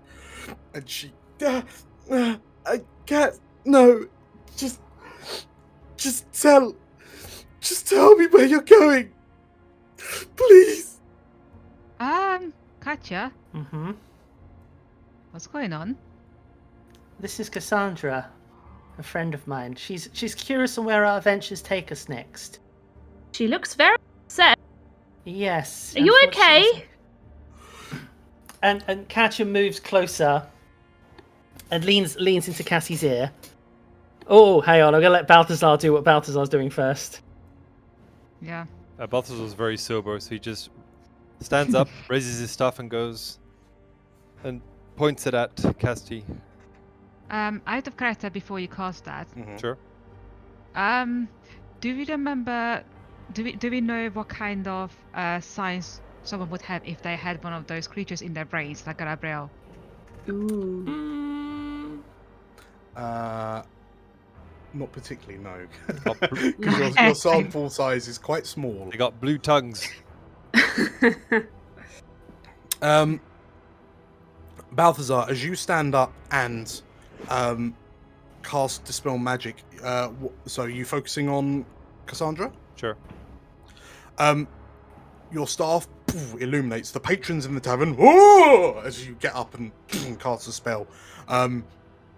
It's like there's screams of like cries of panic. I guess I do it pretty quietly, but yeah. Oh well, yeah.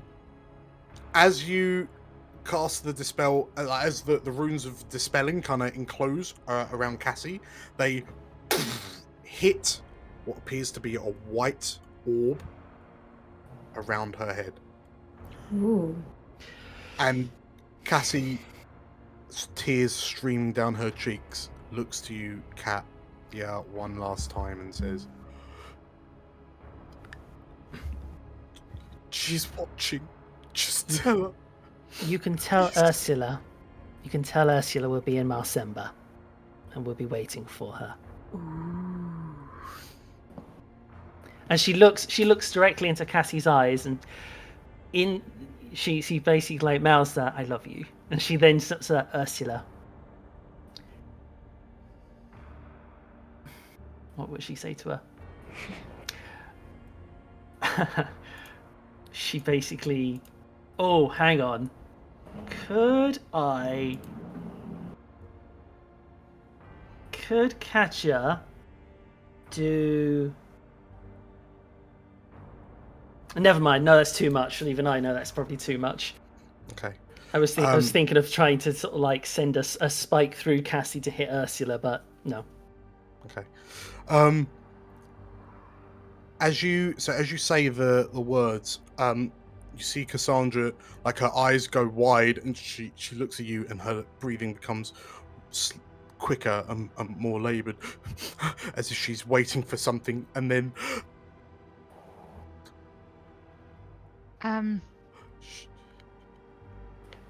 Cassandra, I apologize if this is bad. No, sorry. Yeah. No, you finish what you're doing. But okay. There's one more spell I thought we might be able to cast here. Cassandra looks to you and. I think she's gone. How does she find you, Cassie? The Harpers promised me that you'd be safe from her. The Harpers, they took us. They were taking us west. They were planning on taking us to Sembia. We rendezvoused with some purple dragons and some war wizards. And they said that they were friends. Oh my God! The Harpers, they're all dead. They turned on them. Katya tries to take the bag from Cassie. "Let me just take this from you." She grips it a bit more closely to her chest, and then she told me to give you this. And she hands over the satchel.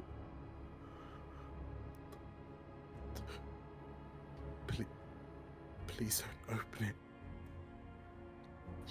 Katya hands it back to someone else. It's like, "Would someone else mind just taking a look at that for me?" Not it. Last time someone asked me this, it ended really badly. Somebody's drunk enough to do it.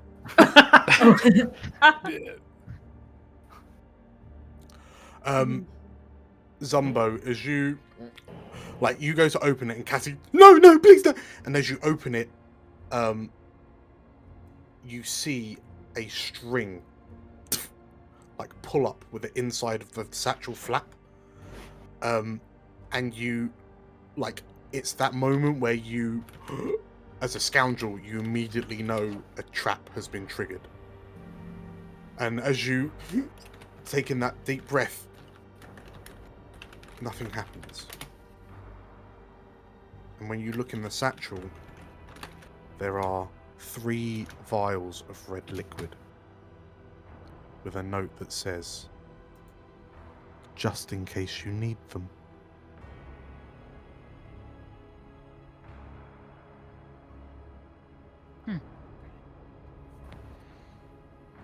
Is it more drink? Thanks, but mine's full. I've only just got one. And kind of hands the bag back.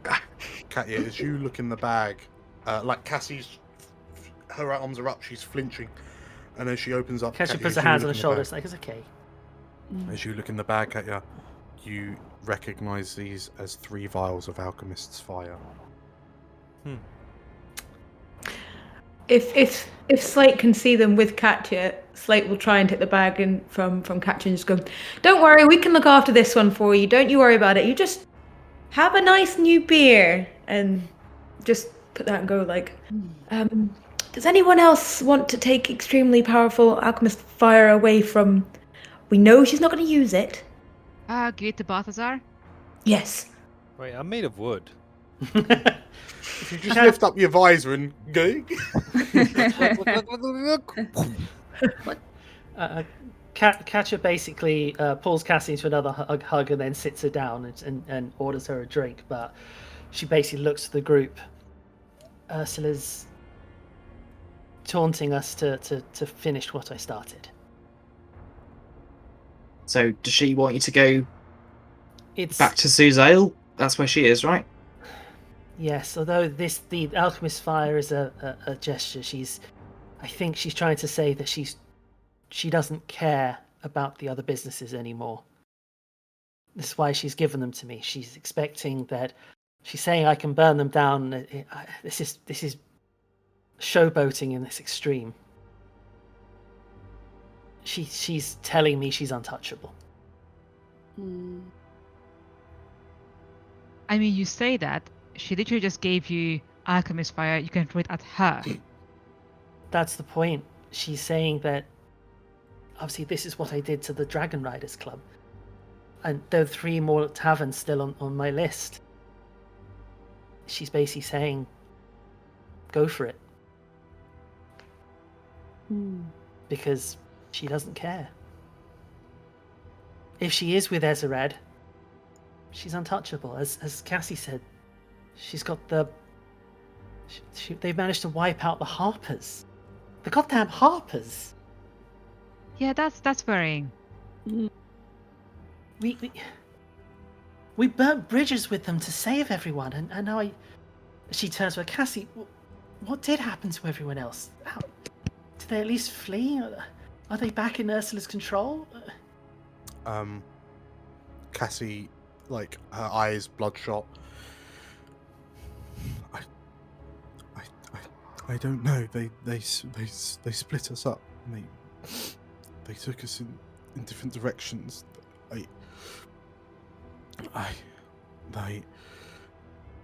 She came to me. She singled me out because we know each other so well.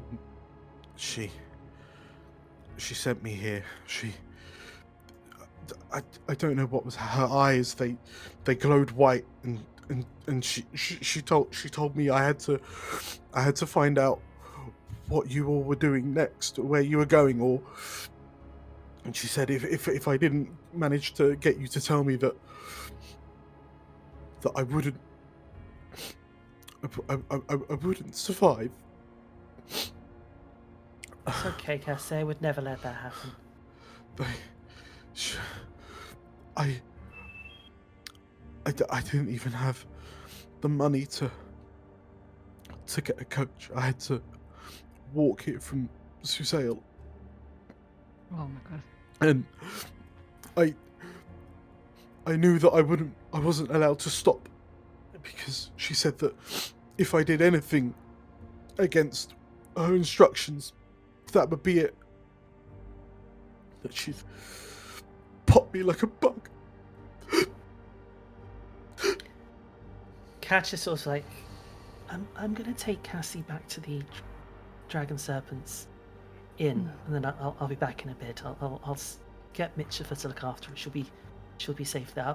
I'll be back in a second. I promise. Do you want company to take her, or would you prefer to be just the two of you? If you don't mind, if it's just us, Badger. Of But course, thank you, Of course. Cassie. Give me a second. I just want to do something. I'll cast another spell, which is Nistul's Magic Aura. This will help for a bit. Make sure she can't be tracked. Ooh. And so I'm going to change it so that if she does get divined upon or scryed upon, like she doesn't appear as who she is. She appears as being somebody else. Cool. So I'm hoping that will prevent scrying or Very like, cool. kind of interference. Yeah, awesome. Yeah. Nice. Okay.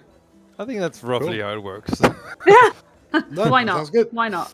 Yeah. Cool. Okay, See so ya. there's another "Whoa!" from the patrons as you cast another spell. Just magic. Um, Calm down. and yeah, Live in a world of it, people. Yeah, but it's not normally going off at the pub, is it? I mean, It would depending be, on the wouldn't it? spotlight. It would be. So Especially in the university towns. Yeah, all the time. Oh! So as you and Cassie kind of leave the tavern, as you step outside into the fresh air, seemingly as soon as the fresh air of Arabelle hits Cassie's face, she stops, her nose scrunches, her lip trembles, she just falls apart and like picks you up in a big bear hug, and like your feet just about dangling off the ground. I told you how much I hate that, just because you're taller than me. I was taller once, and then you're that growth spurt. Put me down. She puts you down and kind of wipes her tears away. And oh, you've still got the dog. Yeah, Drill's been following me ever since I got away, and yeah, he was there when, and she thinks about the dragon riders. He was there when everything happened. Why have you given your dog jewelry? Drill's very fashionable these days. I mean, look at his collar. His collar is magical. He can wreck shit. He frequently does. As the two of you walk off, Katya, as you take a glance over your shoulder at the rest of the warhounds who are still in the tavern, and like as the door swings shut,